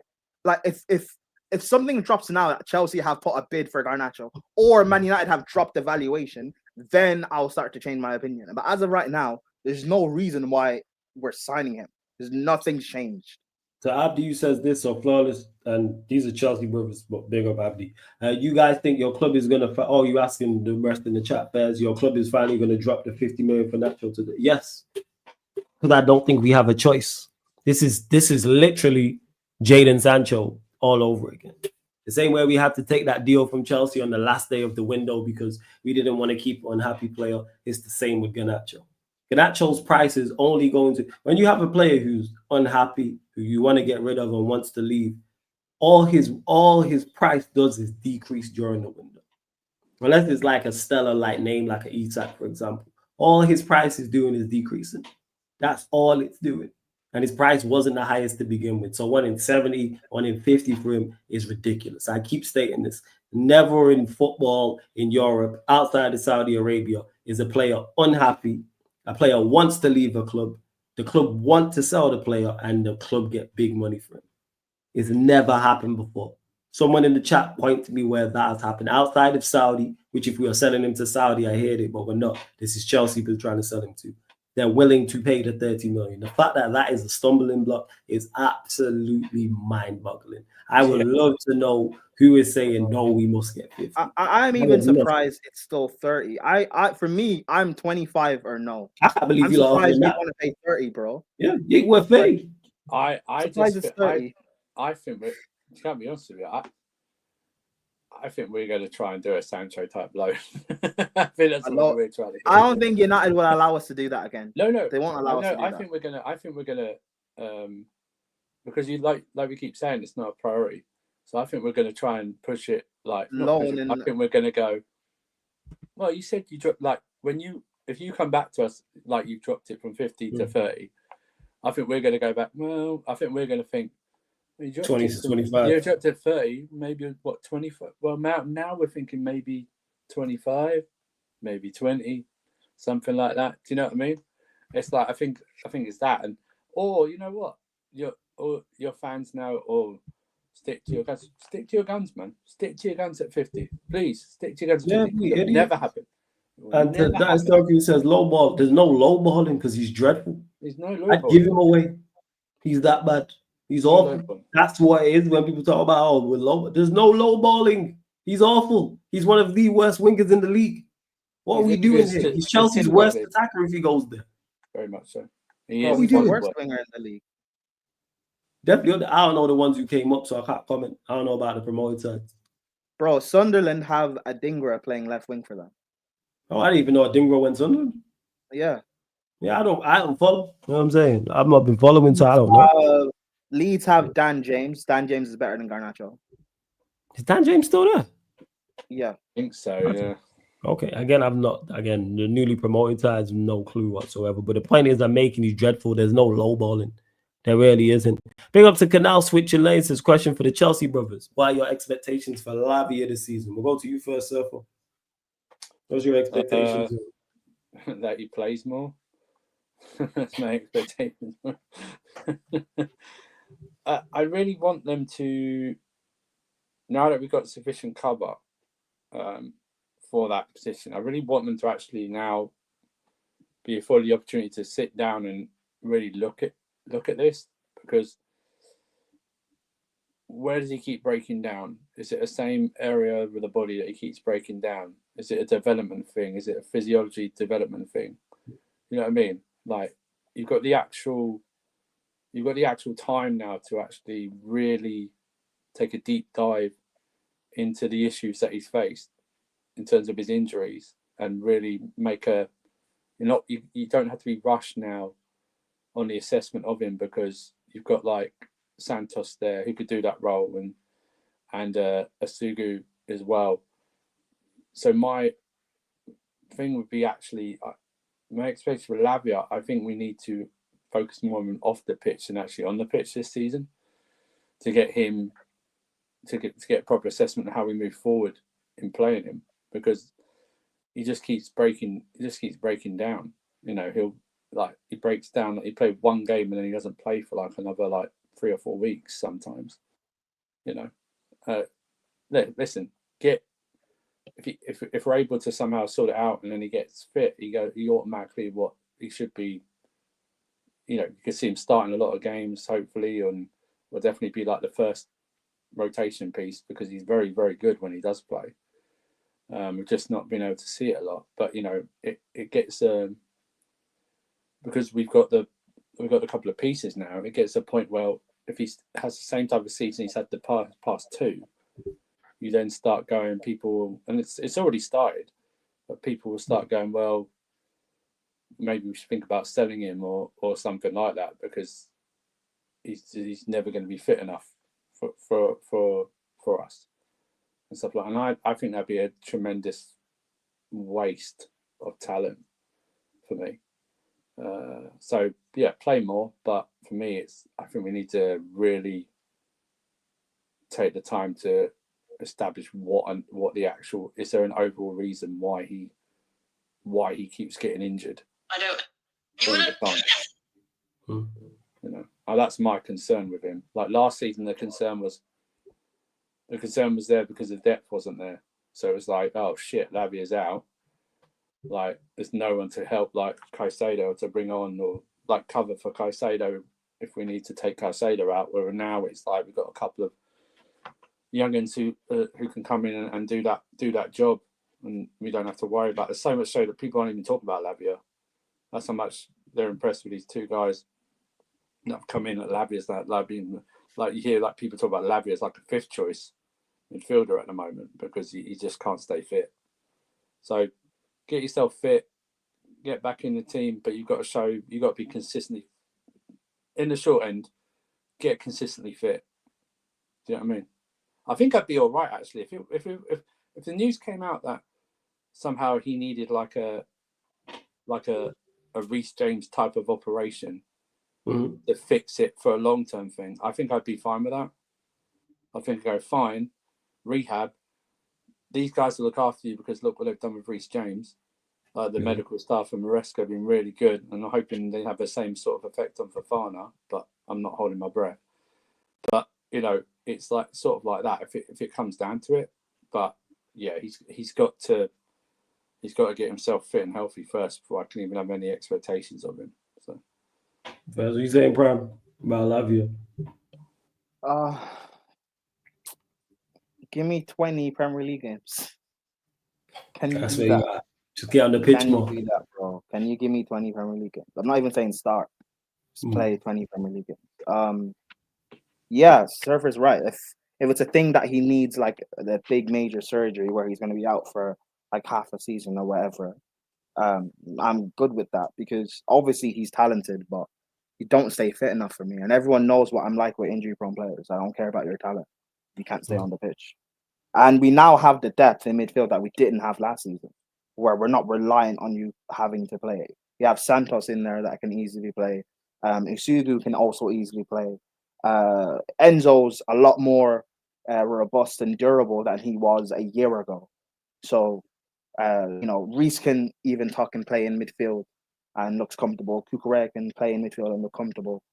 We've got more than enough depth now. So, really, it's on you. If we can find a way to keep him fit, and Maresca is probably one of the few managers in the world that I would actually trust to be able to do that with him. So yeah, that's my thing. My big thing with injuries isn't even Lavia, by the way. It's another Chelsea player that I don't know if we're going to get onto. Fofana. Because on talent, he's our best centre back, but you don't stay fit enough for me. So I don't know what it is now. We can't even necessarily even sell you because you don't stay fit anyway either. So I don't know what it is, if we might try again to keep him fit for a season, but there's just no hope for me with him. I would try and get rid, but then if we actually do get rid of him, we definitely need to bring in a top level centre back because we potentially need him on it anyway with Cole being out. But if Fofana goes, we definitely need to bring in someone, and we definitely need to bring in a top quality star. So cool. And I surfed this right at the start as well. What are your expectations for Chelsea this season, Maresca? Challenge for the title, actually go the distance. I think we'll end up finishing third. No more than double digits away from the league winners, points wise. I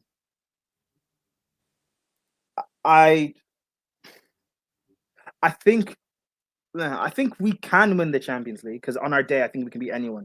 But I still don't trust Sanchez, and with Cole out, I don't know. The centre backs is. I still need to see it to leave. I still need personally. I would like someone else to come in. But I do still think that we can beat anyone on our day. So I think have a real go at the Champions League and win one of the domestic trophies. So if we finish third, win say the FA Cup and we get to Champions League semi-final, I would look at that as a good season, as a base level standard of what I should be expecting of Chelsea. Because now it's about getting back to a certain standard of you don't drop below this for Chelsea. And if we do this season, then the year after is when I actually expect us to actually win a major. But as of now, it's just about not establishing a mentality, keeping the mentality of winning trophies. So ending the season with a trophy is a massive thing for me. Our record at Wembley is awful. We haven't won a trophy at Wembley since 2018. We haven't won a final at Wembley in 2018, and we've been to numerous finals since then. So that's really important for me. Whether it's FA Cup or Carabao, I don't mind either way because I don't disrespect both, so I don't really mind either way. But we need to win a domestic trophy. It's a must for me. First, no, I hear you on that. Fair enough. You lot, final few questions before we do indeed close out. You got yes, cuz what are you saying, man? You didn't get a notification. Follow the socials. Follow Sarcasm City TV on socials. Turn on the notifications on there. On Twitter and Instagram, that work better than YouTube because YouTube, for some reason, doesn't always notify everybody whenever the channel goes live.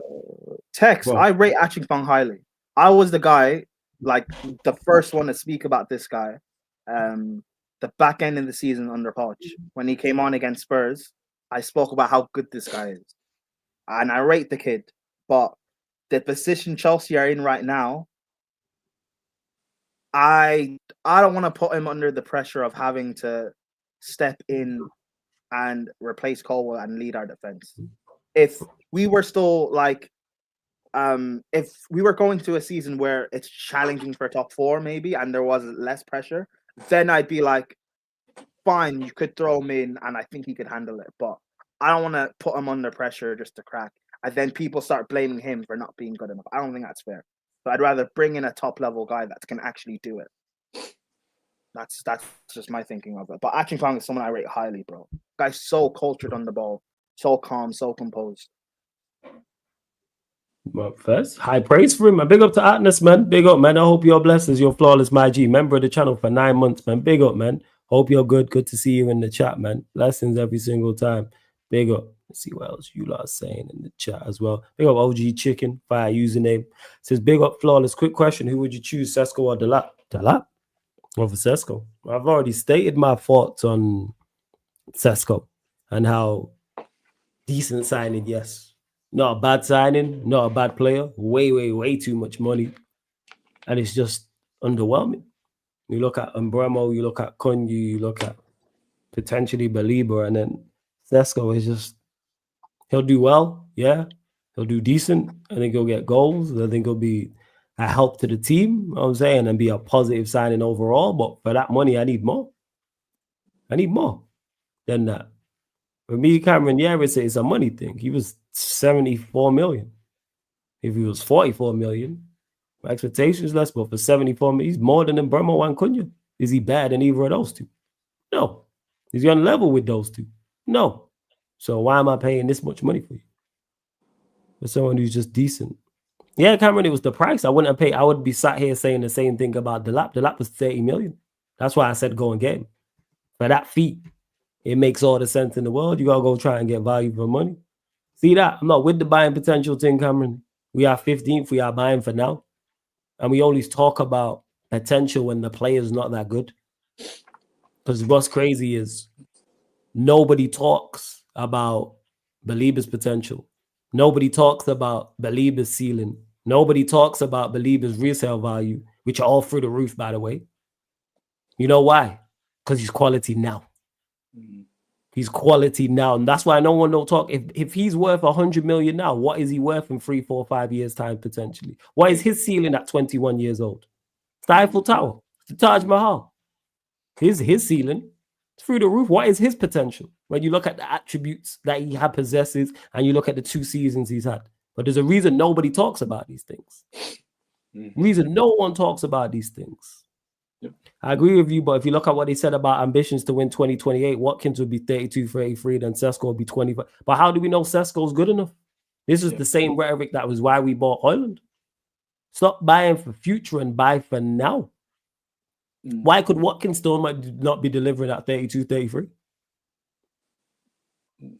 Why could Watkins not? I don't understand this. Why does he get to 32, 33 and he just turns terrible?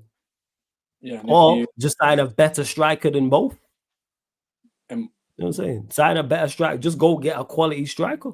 I don't like this thing about age thing. How old is in 2028? How old is Cunha and Umbremo in 3 years? 29. Don't talk about that because they're quality. 28, 29, something like that. If the aim is to win the title by 2028, then Amarim shouldn't be the manager. Yeah, exactly. That's where it all falls down. Because you got a manager who's not where they're good enough. That's where it all falls down with that. If Amarim goes before that, you're not going to get the manager coming in is not going to be the same manager playing a wing-back system. Yeah. To begin with. So you're going to play like probably a 4-3-3 or 2-3-1 or something like that, immediately changes everything. How do we know the manager is going to be, good for Sesko and vice versa and stuff like that? Yeah, We just don't know. so there's no thing like whatsoever in regards to it. Why? No, again, I disagree with this. Why would you be looking for another striker in 2 years if we got Watkins? Why does Watkins get to 31 and all of a sudden turn terrible? Where's this rhetoric from? I get it, because in the past, United have signed like older players to be a stopgap, and they've, I guess, fallen off much quicker than expected. Because I get the examples like Zlatan, Ronaldo, etc. I get those examples. But then if you're gonna go with like the young players, there are better young players than Sesko. Yes, for that fee. Sesko's not it. Go buy someone else then. Why is it just Watkins? The fact that those two were the options, in there lies the problem. And we get this nonsense rhetoric surrounding it. Like, that's where my issue lies. It makes no sense whatsoever. Or he's going to be washed into. How do we know Sesko's going to be good in 2-3 years' time? Like, Madueke, fine, he's not good. But at the period of where Chelsea were, Madueke came in for 2.5 years. He, I'll say the word, he helped us get to a certain level. We bought him for cheap, and then we could sell him on, and it's not a waste of money. But with the way United are ran, would it be a surprise for someone? Would it be a surprise if I was to say, you're going to bring in Sesko, he'll help you get to a certain level, but then you guys will waste the window you have to actually move him on, and he'll be here 2-3 more years than he needs to be, and all of a sudden we're talking about Sesko being a bad player and a bad signing. This whole thing that Sesko all of a sudden at 25 is going to be great based off of what? What is this based off? That Sesko is going to be a better striker in 3 years than Watkins, because he's not a better striker than him now. So why all of a sudden is he going to be a better striker than him in 2-3 years? What are we basing this off? Because the United fan who says, I feel like Sesko, the United fan, what does Sesko excel at? What does he do really well now to you as a footballer? What do you look at and go, he's exceptional at this. He's great. He's very good at this. United don't I play want United fans to ask me. I want to know, because people who say this normally don't have answers. So I'm genuinely asking, because that's why you hear it. And the difference in the conversation surrounding Baleba and Sesko tells you all you need to know. Like I said, nobody mentions about Baleba's potential. Nobody mentions it. Bear in mind, his potential is clear of Sesko's. No one talks about his resale value, which is potentially clear of Sesko's. You know why? Because he's quality now. All this excuse for a man who's not good now, because none of us wanted Sesko. There's no United fans out there at the start of this summer that went, go and get Sesko. And we went and spent big money on him. What are we talking about? Now United fan, I asked you, so here we go. He excels at ball striking and carrying the ball from the second third into the final third. Anything else? So you can strike the ball and he carries the ball. Anything else that you think he excels at? You're then going to do the same thing, the same mistake we did, where with Jackson, we only had him for 2 years. Like, who other striker do you have? Because Højlund, it looks like he's leaving. Yeah, and your manager doesn't rate Xerxes. So no, he's the only one. Yeah, like I don't get this thing where we signed Sesko and all of a sudden he gets so much better in 2-3 years. Based off of what? What has he shown?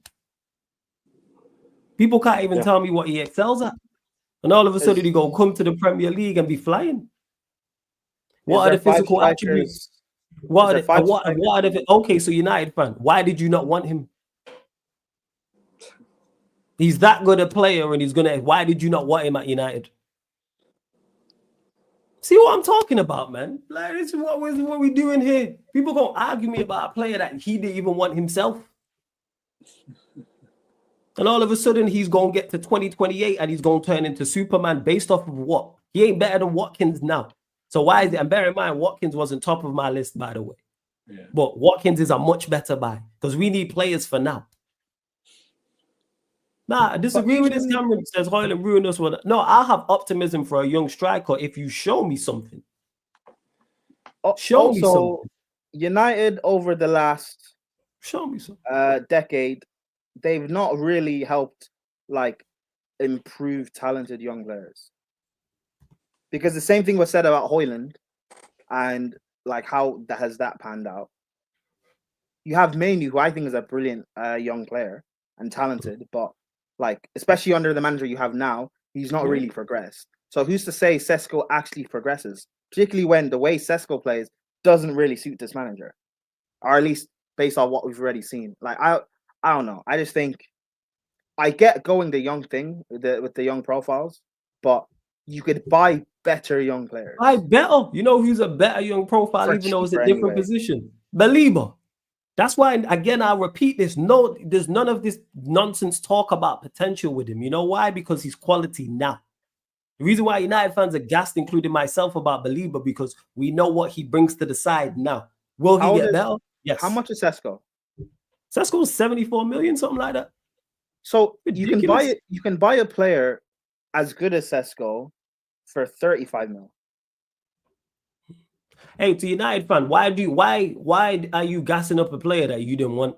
That's what I want to know. Flawless, you said yourself you didn't want him. Why didn't you want him?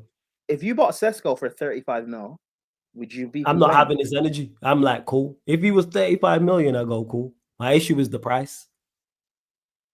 For 74 million, don't be the first thing out your mouth shouldn't be, or the first thing you're typing shouldn't be potential or ceiling or 2028.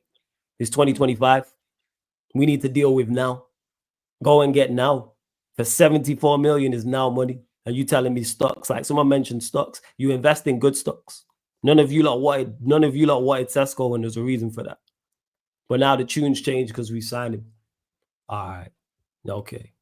Bet. You know what I'm saying? All right. What are we doing out here? What is going on? Same way I would if it was the lap for 74 million and have the same energy. Because he's refused. That's why I wanted him, because I was like, at that price and him as backup, cool. 74 million is not backup money. That's starting. How you cost more than Bremo and Cunha? Oh, wow. Cost more than Bremo and Cunha.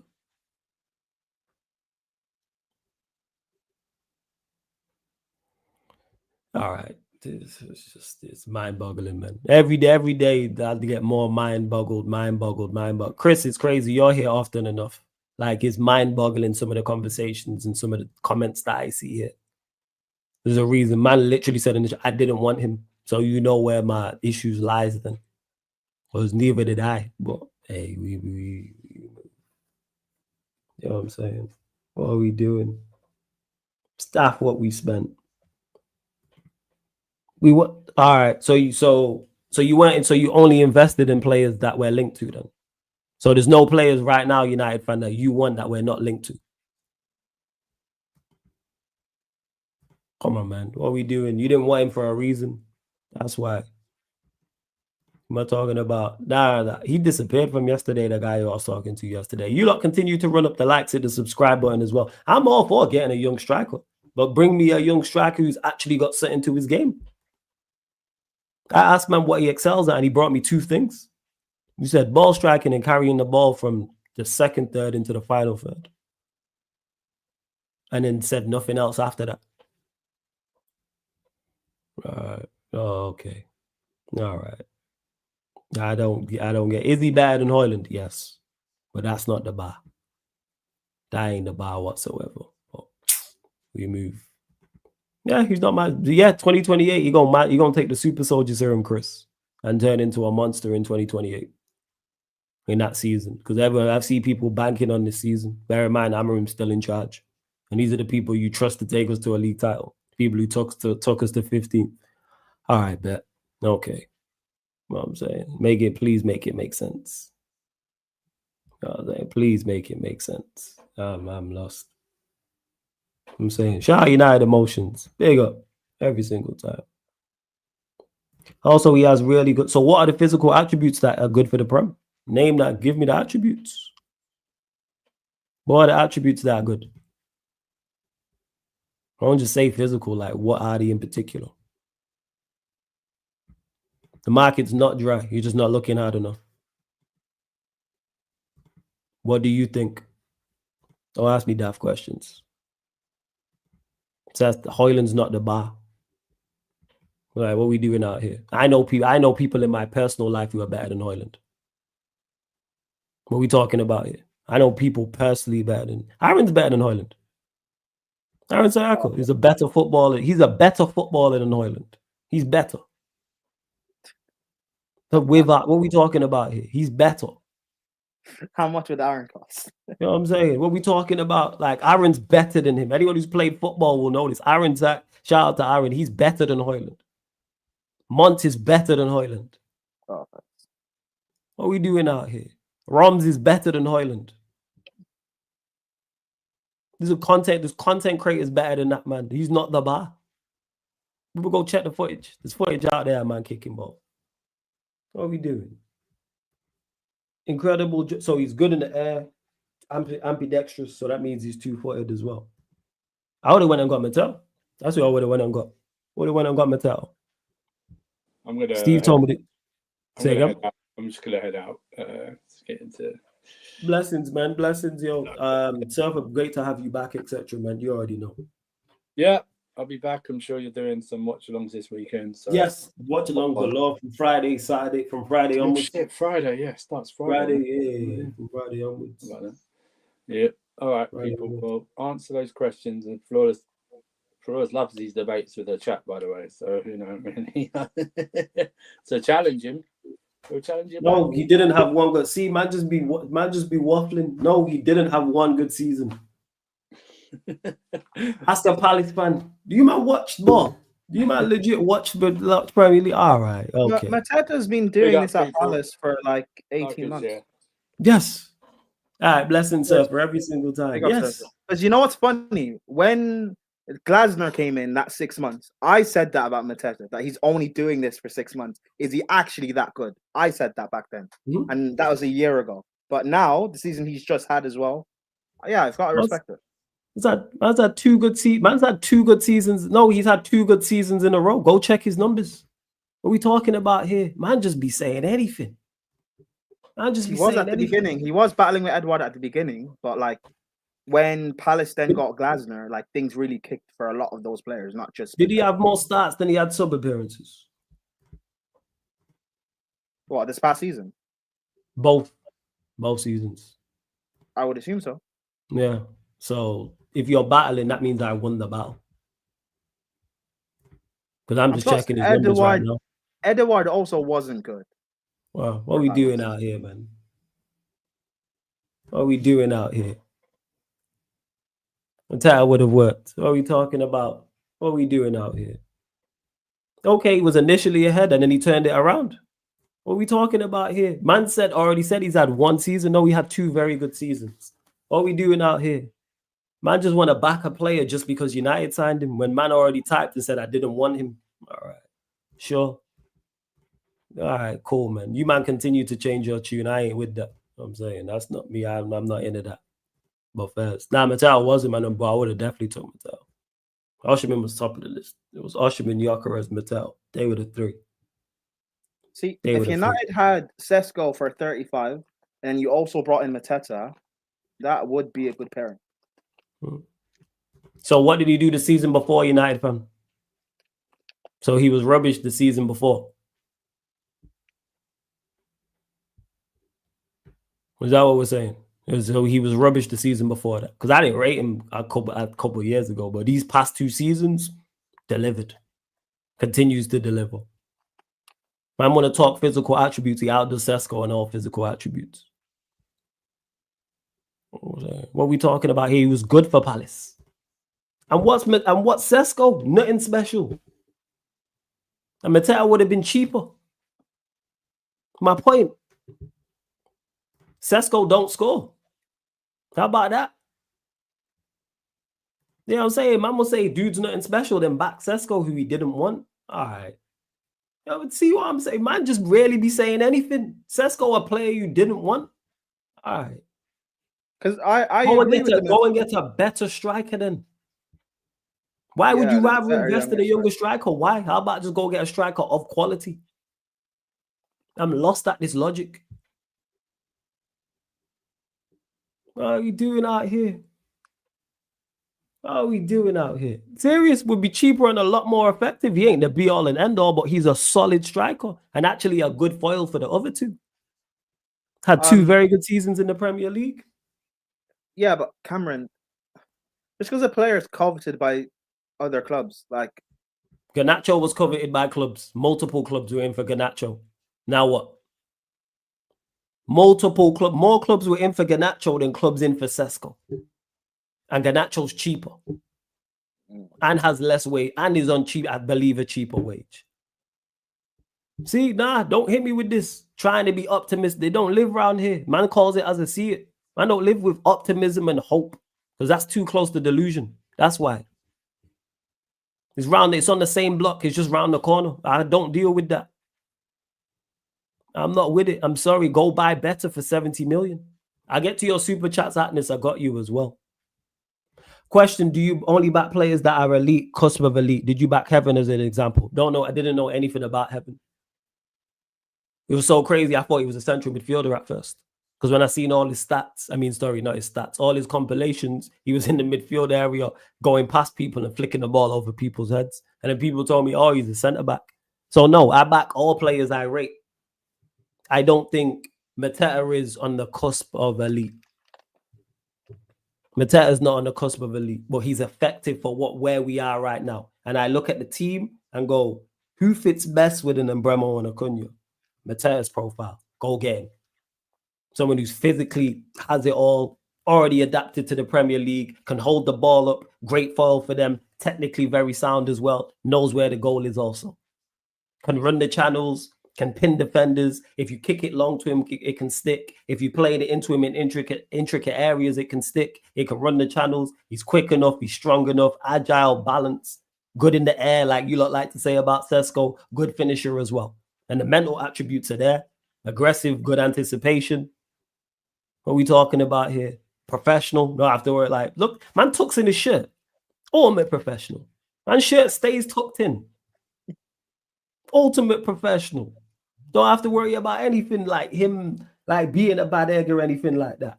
And selfless as well. Knows what his game is, know what his game isn't. Because he does that now for Eze and Sa. So if he can do that for Eze and Sa, imagine what he could do for Embremo and Cunha, who I think are a better duo than those two. And I rate Eze and Sa. But I think Embremo and Cunha together as a duo is a better duo than Eze and Sa. And he did that for them. So there's not too much change. Because you know what? Glasner also plays a back three. That also adds into my thinking as well. But we move. Who scored 14 goals last season? Yes, because he's at Palace. Havertz and Jackson are at Chelsea. So what Arsenal and Chelsea are trying to achieve is much different than what Crystal Palace are trying to achieve. Hence why if Manchester United were where Arsenal and Chelsea were at, I wouldn't be saying go and get Mateta. Because I don't think Mateta is a Premier League winning or Premier League contending striker. I think he's good enough to get you top 6. I think he's good enough to get you top 4. That's currently where we are at. We are looking for players now to improve to us. No, Manchester United, I'm talking about. No, I know. That's what I'm saying. Jackson has proven that he can. That's why Jackson. Jackson is that. Yes. Jackson going to Villa or Newcastle, to be fair, is a good signing for them. If Jackson was elsewhere, I've said this all the time. If you're aiming for top 6 or downwards, or same with Havertz, they're good starting strikers to have. What are we doing, man? Talking about optimism and hope and all this stuff. Like S. Madison, because it's crazy to me. That's why. I just the rhetoric I don't like. Me and Brian will disagree on things, but even if I disagree, I understand where he's coming from. My issue lies is when people say things and then I have no idea where it's coming from. And then they'll say, oh, it's optimism or hope. All right, cool. So you're not debating with your argument's not based in any logic or anything you see. It's just a feeling and how you know. That's what got us in this situation. Because nobody wanted Sesko for the price he was at. No one in anywhere United fan was like, go get Sesko. Man said it himself in the chat. I didn't want Sesko. But because we signed him, all of a sudden now it's all get on board. I've actually said I think he does decent. I think he'll score goals here. He'll do well. To an extent, yes. But for 70 million, how are you the most expensive attacker we've signed and you're the worst out of the 3? Please make that make sense. We've signed 3 attackers. You're the most expensive and you're the worst out of the 3. Yeah. Wow. Please make that make sense. Go on, someone lie in the chat and tell me he's level with him, Bremo and Cunha.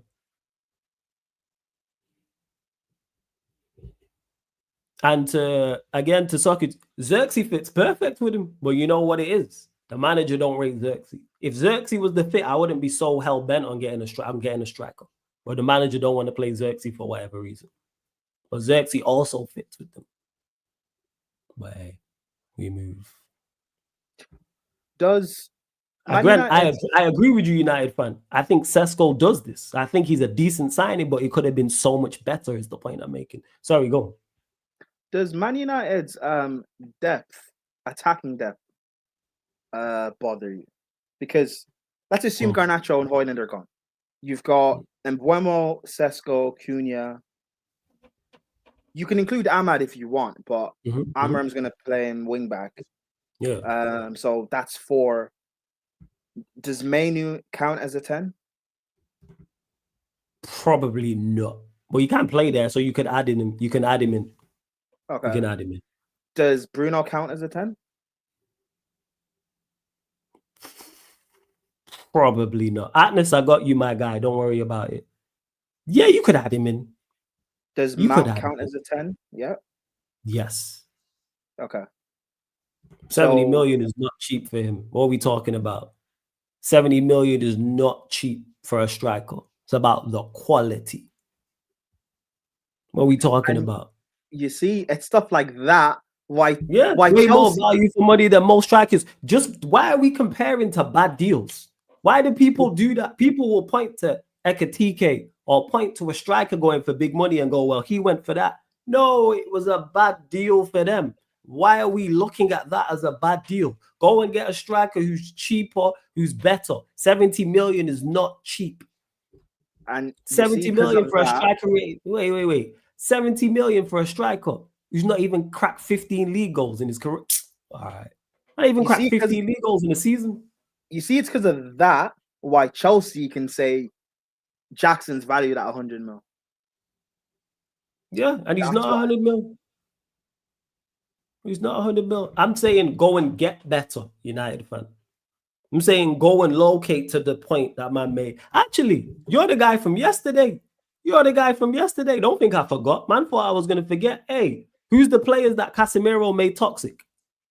Wait, that's what I want to know. Man thought I forgot. So this guy was here yesterday and said, the call-in show yesterday.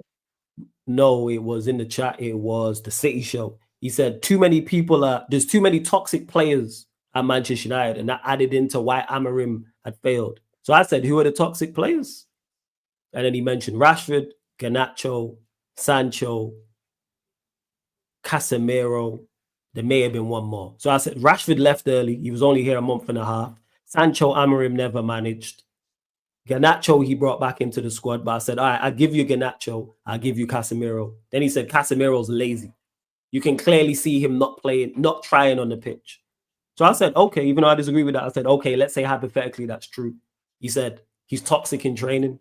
I said, how is he? You know what I'm saying? He was like, no, to United fan, this is my man on the screen, not you. He was like, he's toxic in training, and that spreads to the younger players. So I said, who are the younger players that spread to?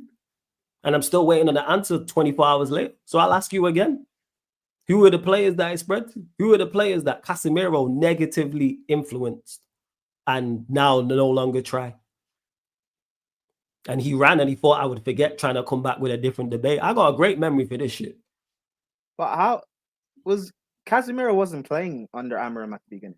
Hey, no? Again, like Manchester United, you making too much sense, Prime. That's too logical.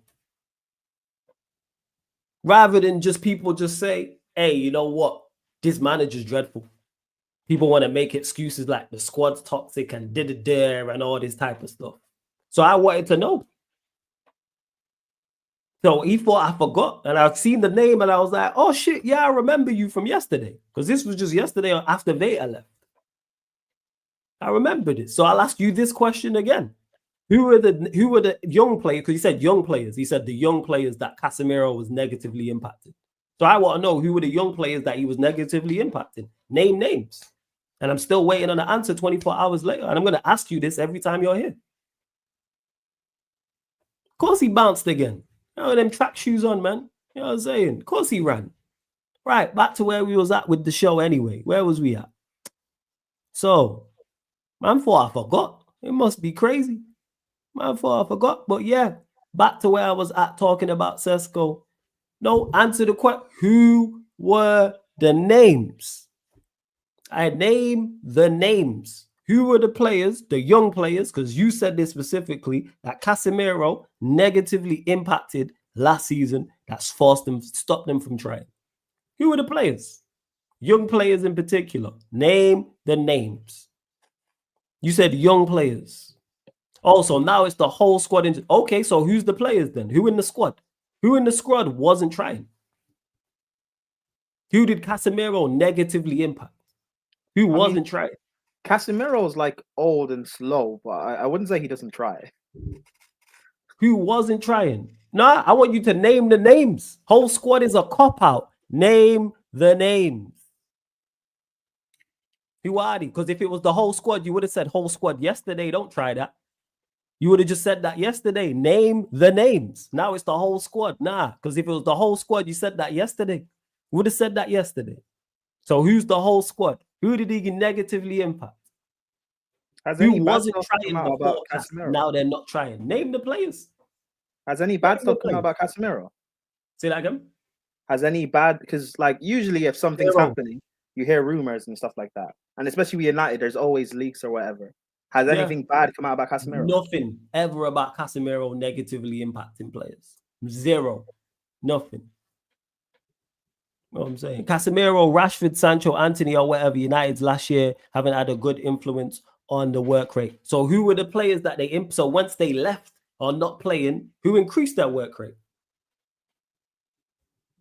Who increased their work rate? Because Rashford and Sancho weren't here the whole season. Rashford was gone for half the season. Anthony was gone for half the season too. Casemiro didn't play every game. Casemiro actually wasn't picked under this manager. So who dropped off then? Because Casemiro didn't start. Actually, Casemiro stepped up for this manager in the Europa League to get to the final. I give him a lifeline. So who was it? Because Casemiro wasn't there. So who wasn't trying before? So who was trying? Casemiro got in the team and then wasn't trying. Name the names. Because you said you specified young players. Now it's the whole squad. Name the individual names. Why is that on Casemiro? Stop talking about Fergie and all that. I'm old enough to remember that. Name the names.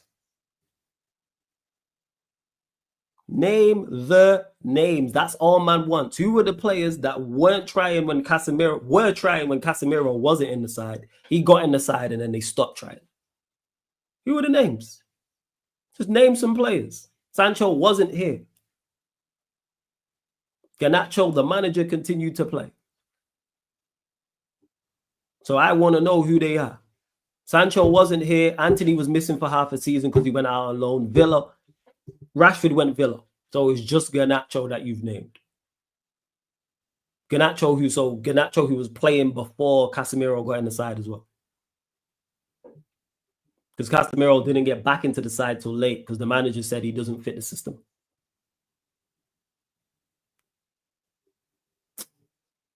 And you lot run up the likes and hit the subscribe button as well.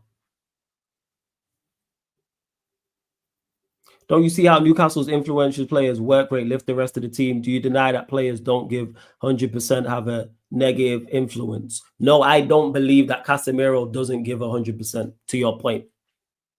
I don't think he doesn't give 100%.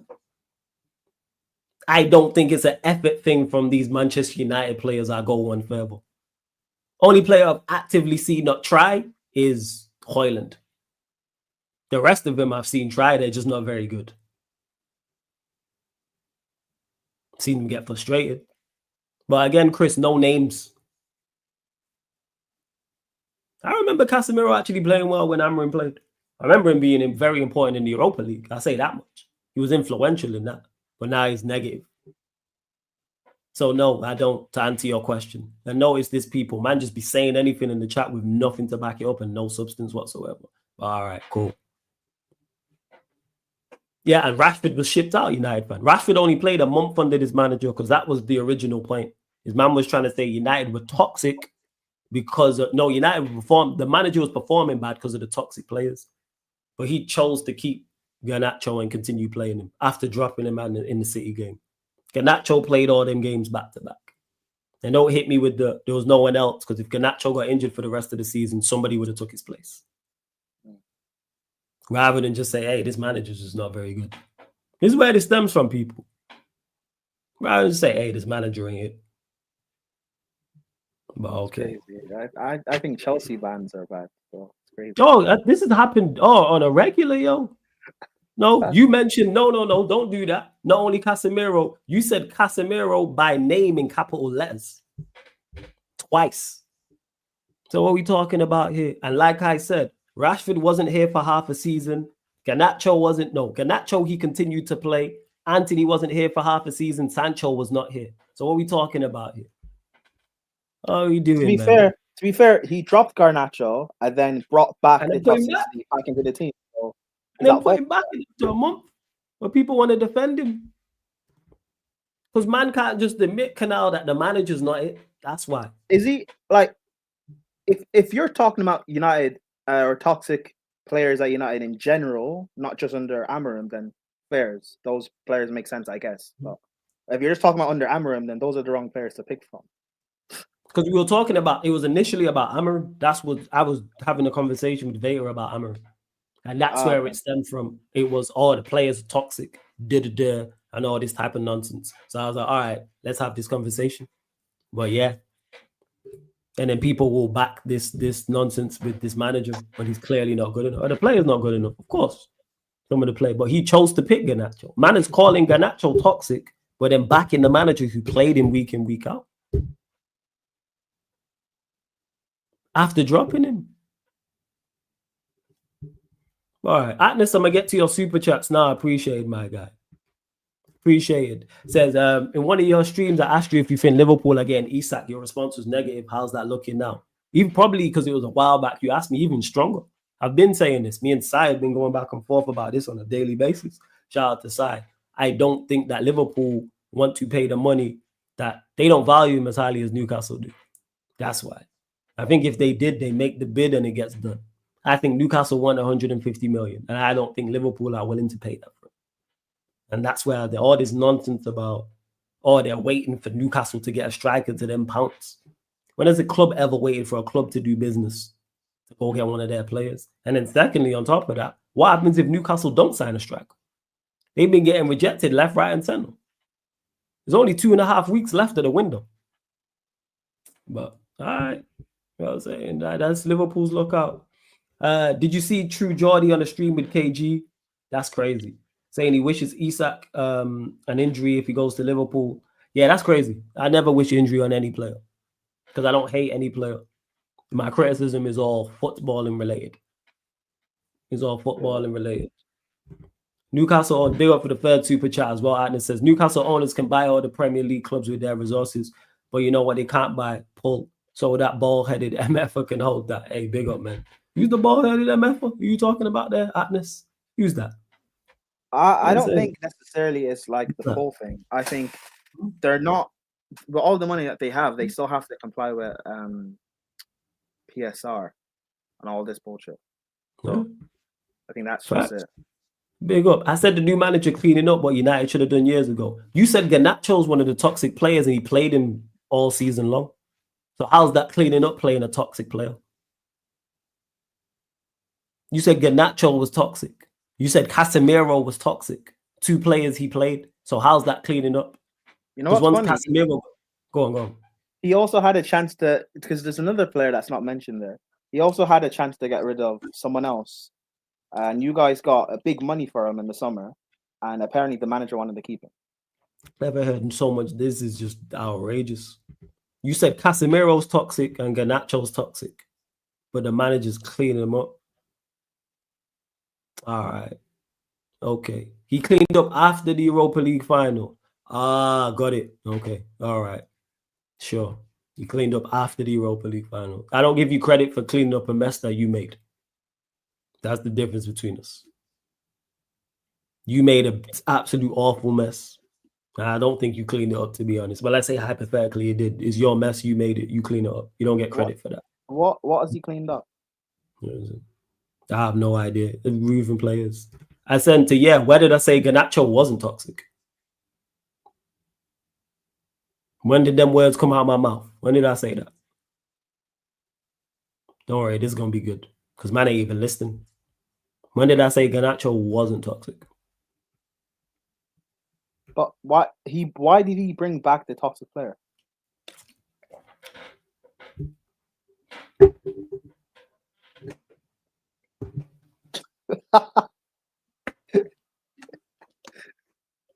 See how man just say anything. So he's cleaning up his mess after the Europa League final. And he said Garnacho was cleaned up. He's saying after the Europa League final. But Casemiro's still here.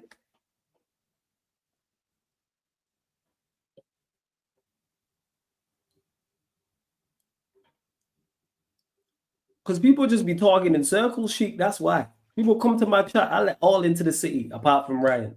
All into the city, and people just come try to talk silly. It's mad. The amount of people Flawless has been debating the last, 2 weeks, 3 weeks? Yeah, 2 weeks. Because we in silly season. That's why, Prime. Because we in silly season. That's what I call it. Silly season. Because it's the transfer window and it's just all this optimism. Like someone said in the chat when they came to Zesco. Don't bring me optimism with no signing. Well, I'm just being optimistic. How come with Baleba that's not a thing? How come? Again, to home, answer my question. You said Garnacho not toxic. When did I say Garnacho wasn't toxic? That's what I want to know. When did I say that? Yeah, hella optimism. But when we talk about Baleba, that don't get mentioned, Sheik. There's no word that I've not heard anyone say that. Yo, I'm optimistic and I think he'll do well. No, I believe he'll do well. Have confidence with it. But don't worry, Garnacho not toxic. When did I say this? Because people don't even be listening when we be going back and forth. Yeah, man, you trying to divert. Man ain't slick. Trying to throw out red headings. Because he tried to sneak in the back door from yesterday. That's what it was. Because he didn't have an answer. I'm thinking I forget. I was like, wait, I know that username. Who has a body of work just like Sesko? Who has a body of work just like Sesko? Baleba has a body of work just like Sesko. See, don't assume, ask. Don't assume with me, I'm right here asking. This is a prime example of what I'm talking about. People don't be listening. He did play Garnacho a lot of games. That's a fact.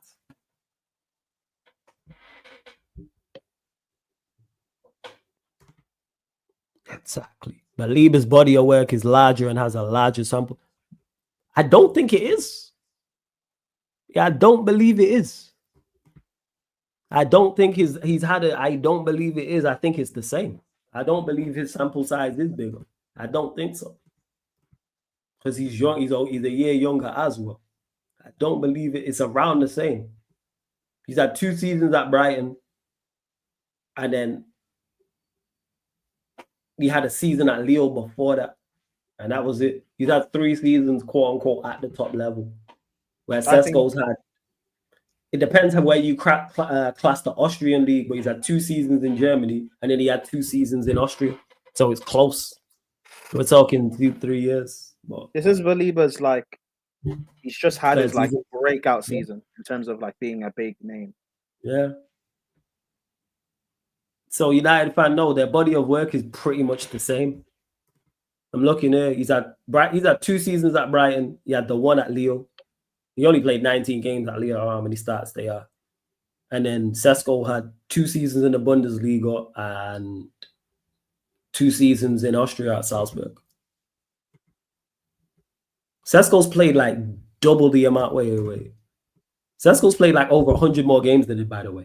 There we go. Yeah. So yeah, Sesko has a bigger sample size. Yeah. That's what I'd say. Yeah, because Sesko was at the last Euros, no? Top 3 goals per minute first season in the Bundesliga. Yeah, cool. All right, well done. We've seen many man mash works in the Bundesliga. Timo Werner mash works over there. Wait, what does that mean? Per minute. You're saying top 3 goals per minute first season. He's got to do per minute. So I think it's like average how quick you average a goal. So you average a goal once every 70 minutes or 90 minutes or 110 minutes or 120 minutes. And that's done with your starts, or is that done between each goal? No, it's just between each goal, how often you're on the pitch. Yeah, man, Cameron. Man don't want to say that, but Werner Mash works over there. Man, all these money. Man scored 13 goals. God, Werner was the second top goal scorer in the league behind Lewandowski. Werner Mash work over there. But now all of a sudden the Bundesliga is the be all and end all. All right. Okay. Bro, even Havertz, people were gassing him up in that. Havertz Mash work over there and scored more goals. The only reason why with Haaland it was different is because Haaland was actually doing it in the Champions League. Werner didn't. Because I watched Werner when he was at Leipzig. He wasn't really doing it in the Champions League like that. Werner Mash works. Right, is it 10 years ago? So Werner was mashing work 10 years ago in the Bundesliga. I'm here looking Leipzig 2016, 2017. So not quite 10 years, but closing in. 21 league goals he got. Right.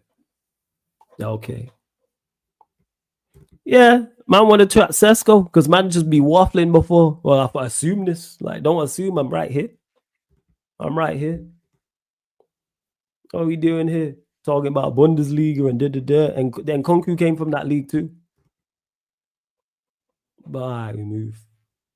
Flawless, I rate your window 8 out of 10. I'm being real, but I don't rate your manager. I hear you. The window I like. But the windows, we need more, but the window I like, I wouldn't go as far to say 8 out of 10, but it's been a good window so far. And if we had Baleba and a goalkeeper, quality window. The problem is the manager. But then this is the same manager that's here that's not good enough. And people are talking about 2028, and I can't even get decisions right in 2025 because his manager shouldn't be in charge. Manager should not be in charge. So why all of a sudden they go make the right decision in 2026, 2027 to get us to this? Because we got 2 years, people. Because if we're winning the league in 2028, that's 25-26 season, which is now. And you got 26-27 season, 27-28. So we got 2 years. Okay. To win the league, 20. Yeah, this is winning the league. Yes, winning the league. 27. Winning the league. Yeah, 25, 26, 26, 27, 27, 28. Yeah.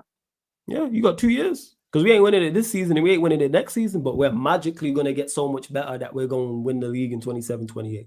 Sesko going to turn into this phenomenon. You're going to be R9. 26, 27, you have to challenge them. Minimum. To be able to win the league next season, you have to at least challenge them. Now we're doing a Leicester prime.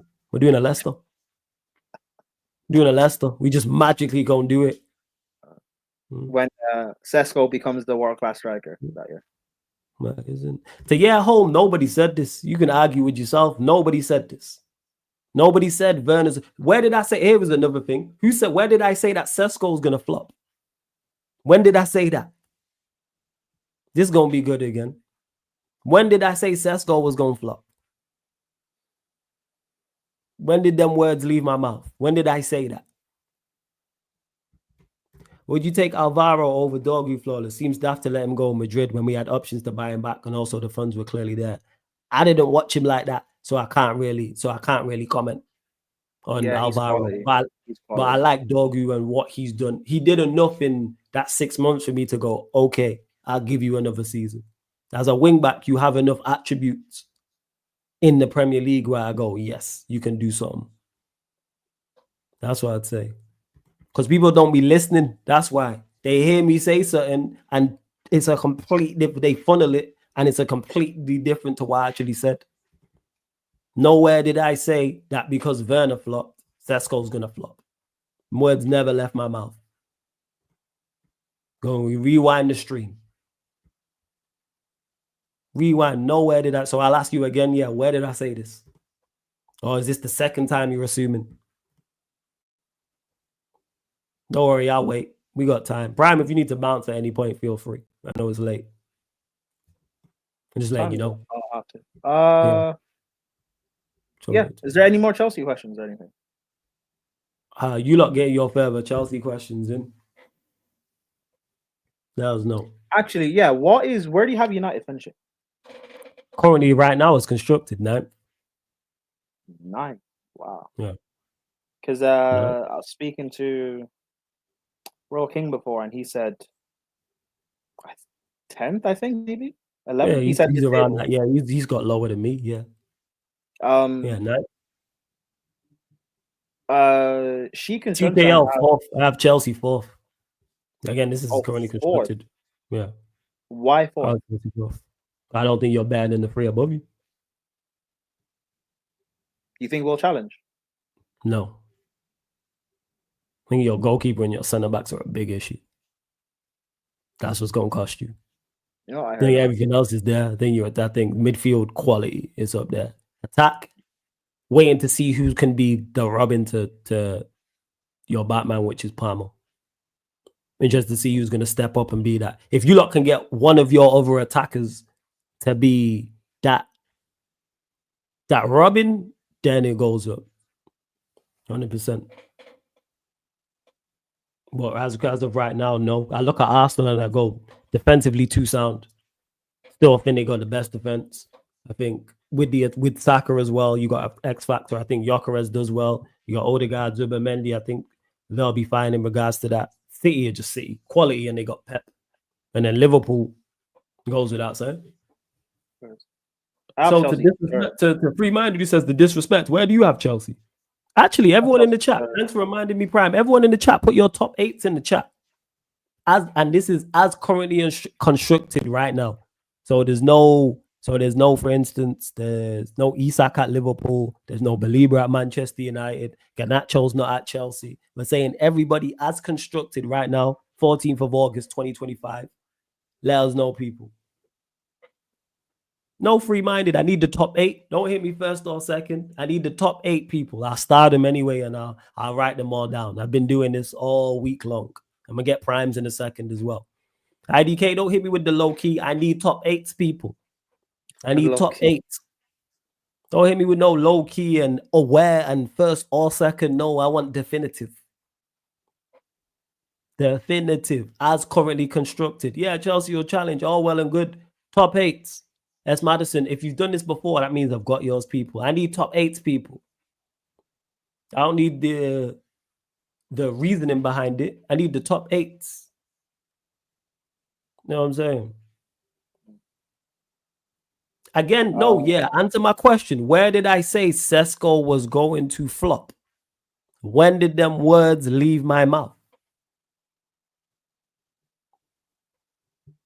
Answer me that. Stop answering a question with a question. Where did I say Sesko was going to flop? I'll just keep asking. All right, there we go. We'll start these as well. Yeah, Sham. If you put your top 8 on previous, then I'll get your top 8. I would have it already. If you've done it in another stream, people, I've got it. Because I took pictures of them all and I'm going to write them all down as well. So Cameron got City first, Liverpool second, Chelsea third, Arsenal fourth, Newcastle fifth, United sixth, Tottenham seventh, Villa eighth. This is currently constructed right now, people. So having a look. IDK got Chelsea first, love that. Liverpool second, Arsenal third, City fourth, Spurs fifth, United sixth, Villa seventh, Newcastle eighth. Cool. Yeah. If you've already did yours, Chris, that means I've already got it. If you already did it previous, I've got it. If you want to write it again, that's fine, people. Because I take them all down anyway. First, Liverpool, second, Chelsea, third, City, fourth, Arsenal, fifth, Spurs, sixth, Villa, seventh, Newcastle, eighth, United. First, I'm starring all these. Continue to get them in, people. You know what I'm saying in that? Because I asked my question first. That's why, yeah. That's why I'm not answering your question. I'll answer any question you have once you answer mine. When did I say Sesko was going to flop? Because that's the second time you said some shit that I've not said. So I want to know where that came from. When did I say that? We're going to have back and forth, man. Got to listen. So I'll ask you the question again. When did I say Sesko was going to flop? Prince of Persia, did you give me your top 8? Give me your top 8.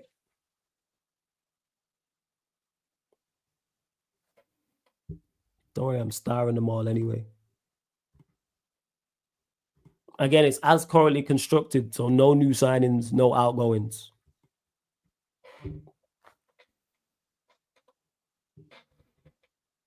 I just want to know, Cameron. That man stand on it. That's what it is. When did I say Sesko was gonna flop? Same way you said, oh, you said Garnacho wasn't toxic. Well, I presume. Don't presume. I'm right here. Ask me. So I want to know when I said Sesko was gonna flop. Bear in mind, this is the same guy who ran yesterday with the Casemiro thing and thought I would forget. All right. It's currently constructed right now. Yeah, Cameron, exactly. You remember exactly. You know why? Because you listened, Cameron. That's why we had the back and forth and kept it stepping. You said what you said. I said what I said, and we kept it moving. The reason why the debates last is when people don't want to answer questions. Who else you lot saying? I respect this goal for real. Says Chelsea, delusional Chelsea fan first, Liverpool second, City third, Arsenal fourth, Newcastle fifth, Villa sixth, Spurs seventh, Palace eighth. I love doing these top eights, man. It's great. I love it. Prince of Persia, put yours in the chat, please. I want to know yours. Again, people, I don't want to see who you got first or who you might have fourth or who you have to. I want first to eighth. This is all being noted down. And what I'm going to do, what I didn't do at the back end of last season, is revisit them. I'm going to do a couple streams when the season ends. And we're going to revisit everybody's. Everybody's. Of course, he's caught again, Cameron. Of course, he's caught again. Man thinks I'm going to forget. Like, the chat ain't going to be like, oh, it's you. We're going to get primes too. Hey, Prime, you're first to 8, fam. You're 1 to 8. As everyone is currently constructed right now as we speak. Liverpool first, City second, Chelsea third, Arsenal fourth, Newcastle fifth. So you said Liverpool first. Go on. Yeah, Liverpool first, City second, Chelsea third, Arsenal fourth. Cool. Newcastle fifth. Mm-hmm. Cool. Hold on, because I said mine on Sunshine Show and on Mud Brothers. I'm trying to remember exactly what I said. No stress. Newcastle fifth.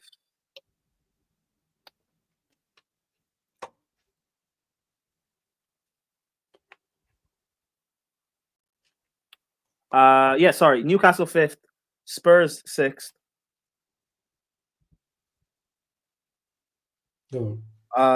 Seventh, I'm going with Villa.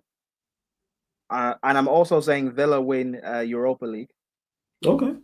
Not a big prediction, to be fair. It's Emery.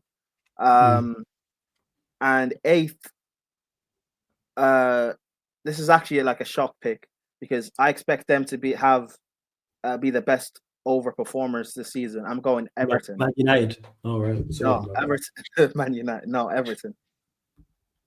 The reason why is because I think they've made like good signings, particularly in attacking areas, and especially like with Grealish playing in their 10, Drewsbury Hall there. They've signed Barry, who was at Villarreal, and he's a good talent as well.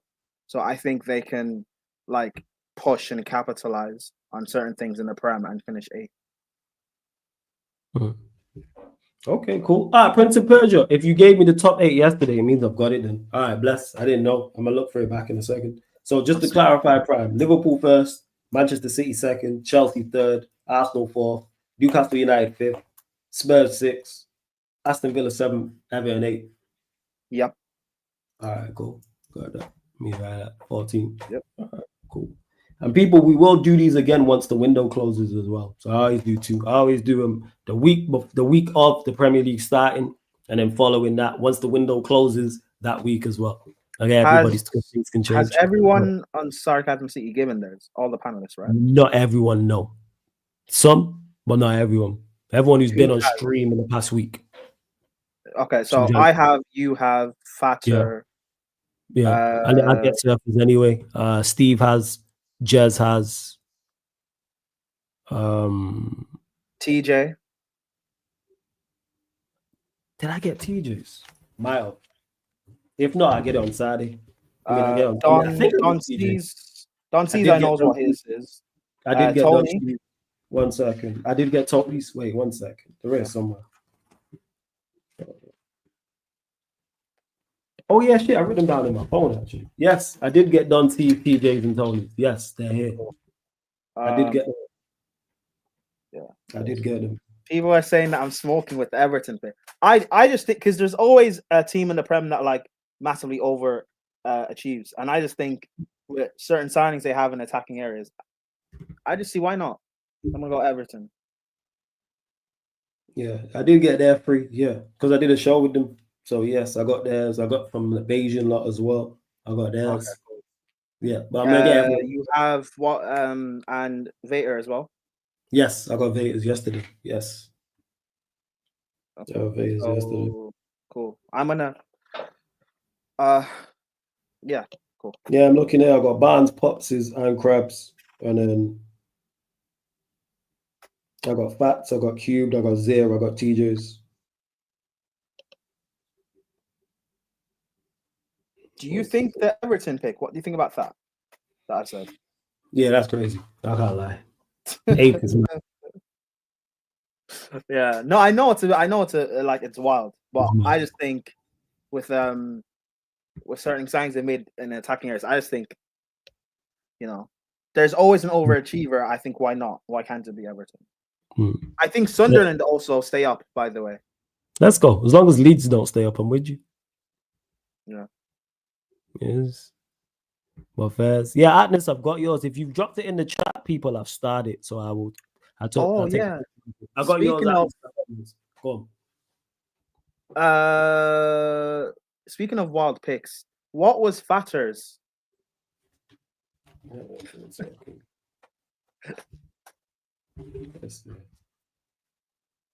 Fatter's was. 1 second. Where is it? Where is Fatter's? Hold on. 1 second. Either on there or in my phone. There's one of the two. Yeah, I think it's in my phone actually. Yeah. Because it was on. I need to actually write them all down. So I can look through. Yeah, well, give me a second. And you lot run up the likes as well, man. We will be redirecting over to the Clips channel as well, straight after this in the next 10 minutes or so. Right. Facts was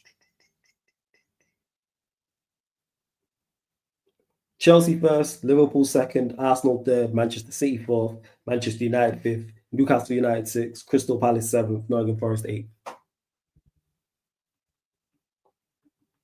Say that again slowly. Sorry. Chelsea first. Chelsea first, Liverpool second, Arsenal third, Manchester City fourth, Manchester United fifth, Newcastle sixth, Palace seventh, Forest eighth. What's up, you see it? Man United fifth. Yep. All right. Cool. Yeah. Cool. That's what you said.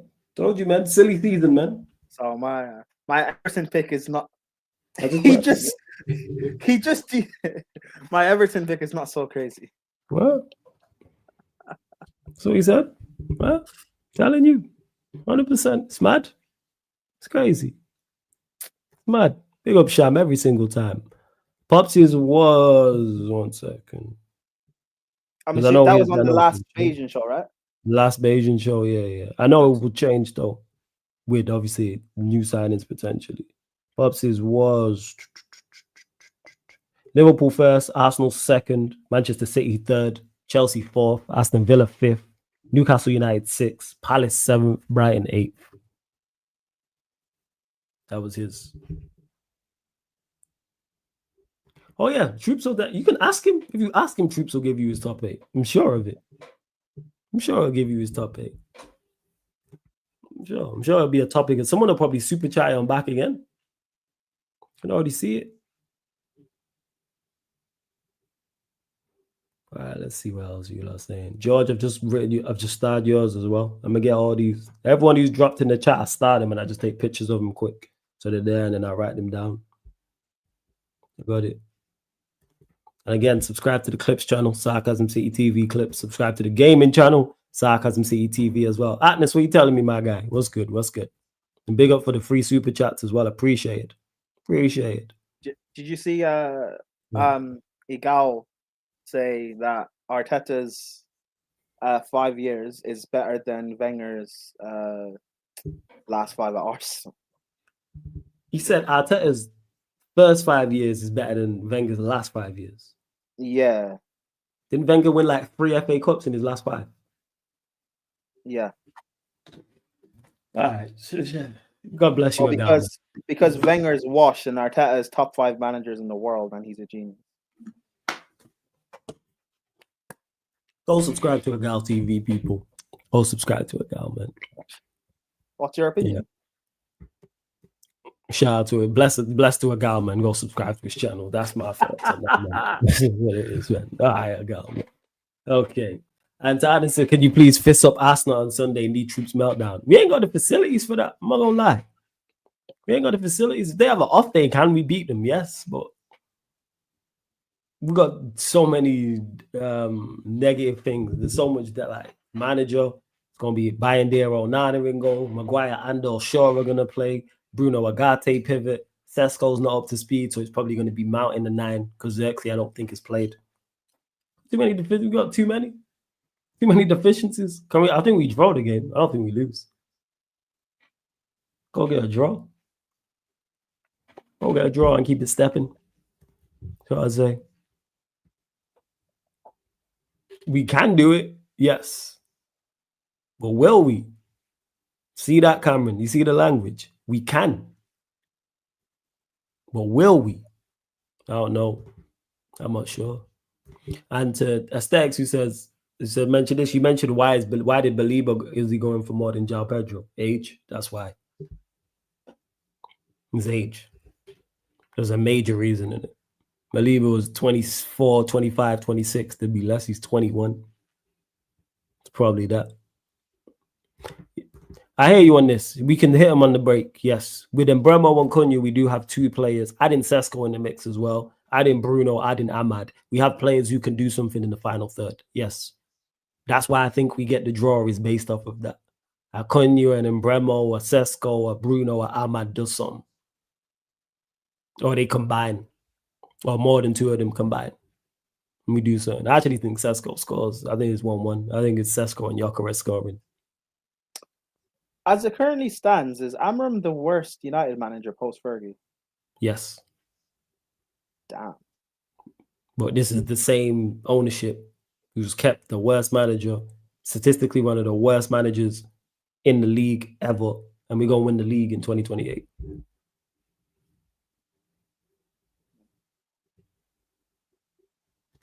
Yeah, this it is. Me and Pops was having this conversation, actually, because obviously they're the OGs. They're older than me. And I asked them and said, because he said, ain't it crazy flawless that us 2 giants, most decorated English clubs, Pool and United, never were in a true title race where both of us were at our peak. And I asked them about it, Barnes and Pops, and they was like, no, it's just Pops, actually. And he was like, nah. He was like, I don't think. We had the one in 09, and then I think we had one in like the 60s or something like that. But that's it, which is surprising when there's 40 league titles between the 2 of them. There's been like 2 title races. It's crazy. Kind of like one of us is good, one of us is bad type of thing. But hey, we move. We move. I say justice for Ten Hag. Yeah. All that, all well and good. All well and good.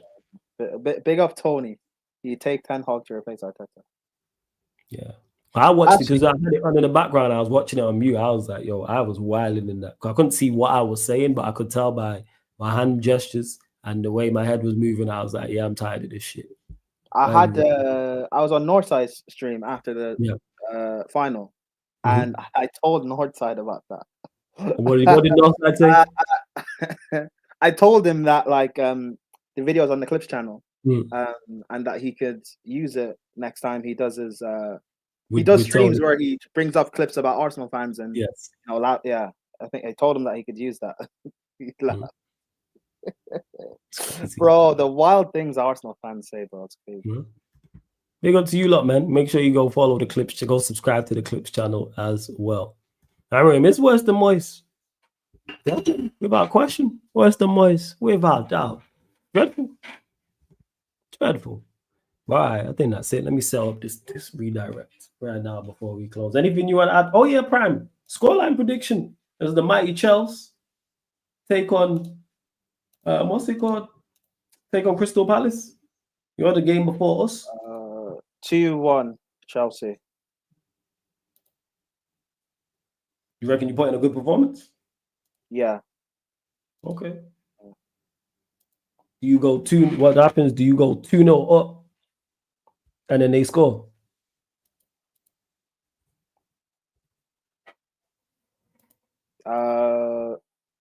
No, I think it'll be 1-1 and then we score the winner. Okay. First. Yeah, Prince of Persia, if you've done yours, I would have got it already. I would have got it. If you've already done it in another stream, I would have got it. I'm saying scorers. Scores, I don't know. I don't do scores. I'm a scorer. Scorers is tough. Yeah. Scorers is tough. I can't lie, man. Yeah. Scorers is tough. Let me set this up. Also, the United game as well, I think that's Tough. going to end up being a draw. Like 2-2. It's got draw written all over it. I don't know why Arsenal fans always think they're going to batter United at Old Trafford. No, let them, man. Let them. I was watching that stream on Sheik's channel, the preview. Yeah, bro. Let them believe, man. Let them believe. I love it. Let them believe, man. They think they gonna pack us up. Cool. Like they're not. It's got a draw written all over it. Not even a good game either. You know what I'm saying? Not even a good game. I think it'll be a better quality than the one last season, but it'll be similar. It won't be too far away. Yeah. People just get gassed up. I'm gonna get super gassed up. Nah, we're not beating Palace 4-0. The Palace are a very good side. Not beating them 4-0. I'm looking forward to that game, actually. People watch-alongs galore. Hey, for everyone who's in here as well, watch-alongs. Of course, the United watch-alongs will be on the YouTube. All the other Premier League watch-alongs and everything else. Champions League, Europa League, FA Cup, League Cup, NBA on the Sarcasm City TV Twitch. The Twitch is back up and running, people. So please go follow on the Sarcasm, www.twitch.tv/Sarcasm City TV. That's twitch.tv/Sarcasm City TV, or download the Twitch app from your app store. I know plenty of you lot in here when we was on there 2-3 years ago was on the Twitch. And if you have Amazon Prime, you can use it to subscribe to the channel for free so you don't get adverts. So the same email you use for Amazon Prime, use it on Twitch, people. And like I said, you can subscribe for absolutely free. Big up Flawless Prime in the chat. We're winning on Sunday. I have a feeling Euro scores for some reason. Big up Soccer Junkie, man, for the super chat. Appreciate it, man. Soccer Junkie. Really, really do appreciate it. Appreciate the super chat. I hope you're right, man. I just can't see a win. I'd love to win, but I can't see a win. I really, really can't, man. I would love to. I would love to win. I really, really would. All right, let's see. Follow the Twitch. He put it in the chat. Need to add it back onto all the socials and shit. Where we at?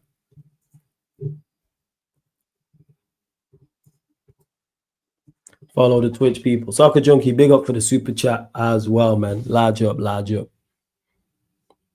But yeah, follow the Twitch. Cameron says, what did you say? Prefer Twitch to this anyway, so that's Miles. But yeah, get over to the Twitch, Cameron. That's to everyone as well. Go follow, man. It's free. Download the app for free. Create an account for free. All that good stuff. So all watch-alongs. Yes, all the watch-alongs that were on the playback last year are now on the Twitch.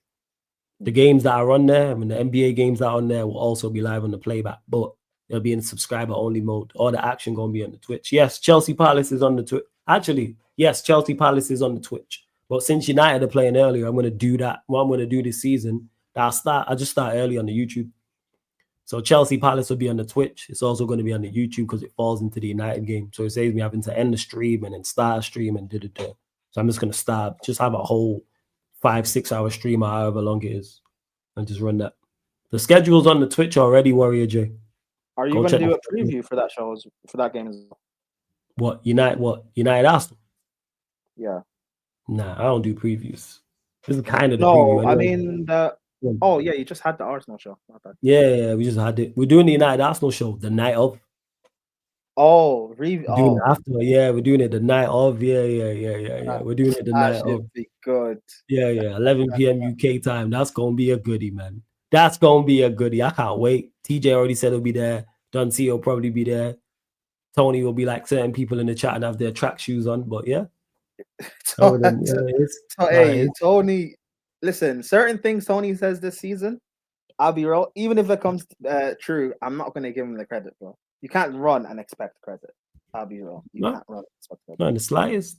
And big up to Atlas as Flawless. You know, one of my real life dreams to have a chance to meet you, Troops, Munts, and Lewis, best brothers on YouTube, and Hassam and Coppish brothers too. Appreciate the kind words. Atlas, where are you based?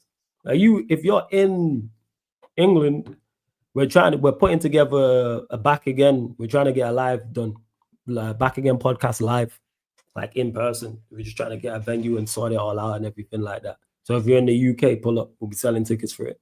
Pull up. You'll see us all promoting it anyway. So yeah. You start the game as it kicks off, or I'll start a bit before. So when it's a Manchester United game, I start 1 hour before kickoff. All the other games, 30 minutes before kickoff. So for instance, Chelsea Palace, which is 2 p.m., I'll start at 1:30 p.m. UK time. But since it's leading into the United game, what I'm going to do this season is, if United are playing the later game, so whether we're 3 p.m. or 5:30 or 4:30, I will, I'm just going to start the stream early rather than have to end the stream and cut it and I'll just do Chelsea Palace on here as well. That's what I'm going to do. Yeah, I just do that so people know when it kicks off. Yeah, the Bournemouth game says reminder at 8, but that's when it kicks off. I'll be half an hour beforehand. First. I should really change that, to be honest. You're kind of right, Cameron. You know what I'll do? I'll switch that around. I got you. You are spot on, mate. See, that's why I fucks with you lot in the chat, man. You lot keep me on point, for real. Are you from Poland? But hey, man, when we get big enough to do back again in Poland, make sure you're there, Atlas, man. That's what I'd say. Okay, when we doing the European tour, we'll make sure we land in Poland. It is. But yeah, Cameron, I'm gonna switch that around. So thank you for letting me know. That will be here. Oh yeah, that show is going. Me, Duncy, TJ, and Tony. And you know, if United win, a couple of the United lot are going. From the Man of United are gonna pop up. I'm not gonna lie. You already know, man. You're gonna pop up. That's gonna be action packed. I tell you that much. That's gonna be better than the game. That's gonna be more entertaining than the game. Tell you that. I need to see Tony versus Eddie. That'll be crazy. Tony don't want them problems, man. You know what I'm saying? Stylistically, Eddie are wrong for him. No one's right for Tony. Yeah, that's right. But it's certain people who are worse for Tony. He's worse. He's out. Stylistically, that's probably the worst matchup for Tony. Is someone like Eddie. Yeah, but like Tony's gone up against Lex and Kaneki, so why not add in Eddie to that? Oh yeah, and they're horrible for him, but because Lex and Kaneki will just get at you from the jump out the gate. It's we arrive in the middle, I'm gonna punch you in the face type of thing, theoretically, people. Whereas Eddie's surgical with it. That's all wrong for Tony because it will bamboozle his head. I'll bamboozle him. I'm telling you, because Eddie's not only is he very knowledgeable, he's hilarious as well. Which is bad. Like Tony gonna say something and he gonna say something back to her and Tony, and everyone gonna burst out laughing and it's gonna baffle Tony. I'm telling you. It's surgical. Hey, Atlas, big up for this next super chat. Yo, you always supporting heavy with the super chats. I appreciate it for real, man. Big up, Atlas. If you want to be a mod, let me know, man. Appreciate it. I just realized you're a member as well. It says originally Bulgarian, but left my country to marry a Polish blondie. Them girls in Warsaw, hot as hell. Some of the best beautiful girls in Europe there. You saying there's elite milk in Poland? All right, do your thing, man. You know what I'm saying? Atlas. There you go, man. I respect it. Do your thing, my guy. Hey, do your thing. Growing up, I knew some Polish women, bro. Yeah. Look off, man. Enjoy, my friend. Enjoy. Yeah, for real. Some Polish women I still miss to this day, man. Enjoy, man. Jesus, could bring tear to my eye. Lots of snow bunnies flow. Hey, clearly I need to get out of there then. But all right, people, we closing out. Prime, anything you want to add before we close out? Just don't lose, Man United. Just don't lose. I can't promise you nothing. That's what I'm gonna say. Yeah. Just don't I can't lose. promise you nothing. I can't promise you nothing. Hey, if it ain't snowing, I ain't going. If it's good snow, I must go. You don't know the vibes. You don't know the vibes. And hey, Atlas, big up for all the super chats because you dropped like 3. Hey, I want to see fire emojis, smoke emojis, applause emojis in the chat for Atlas because he dropped like 1, 2, 3, 4, 5. You got like 5 super chats. So I want to see that. Big up Soccer Junkie for the super chat. Big up to Fats for the super chat earlier. Big up A Solomon, who's been a member of the channel for 21 months. Big up for Atlas, who's been a member of the channel for 9 months as well. Big up Fats earlier for his super chat as well as Soccer Junkie. Appreciate it. Yeah, you lot, man. Show love to Atlas in the chat. Love that. We're closing out. We're back live tomorrow. Yeah, Atlas, go on, say your piece. We're back live tomorrow. 11 p.m. UK time, United Spurs show. So Jez will be on, De Niro will be on, Jacobs 50-50, talking about Spurs, Eze, potentially Savio, them losing the Super Cup, obviously looking ahead to their game against Burnley at home as well, more Manchester United, and then after that, solo sports Q&A people. All of this is on the upcoming live stream schedule. But yeah, go on, Atlas. Say what you got to say before I close out. Let me know. Hope you lot enjoyed these shows, man. But I really do enjoy these shows still. And we're redirecting over to the Clips channel, people. Hilarious clip that Prime put together. Is yo, call in Atlas, man. Call in. I got one on Friday. There's one on Friday after the game. Call in, man. Literally. That's the members only one on Friday. So call in. I put the link out. It'll be 11 p.m. UK time.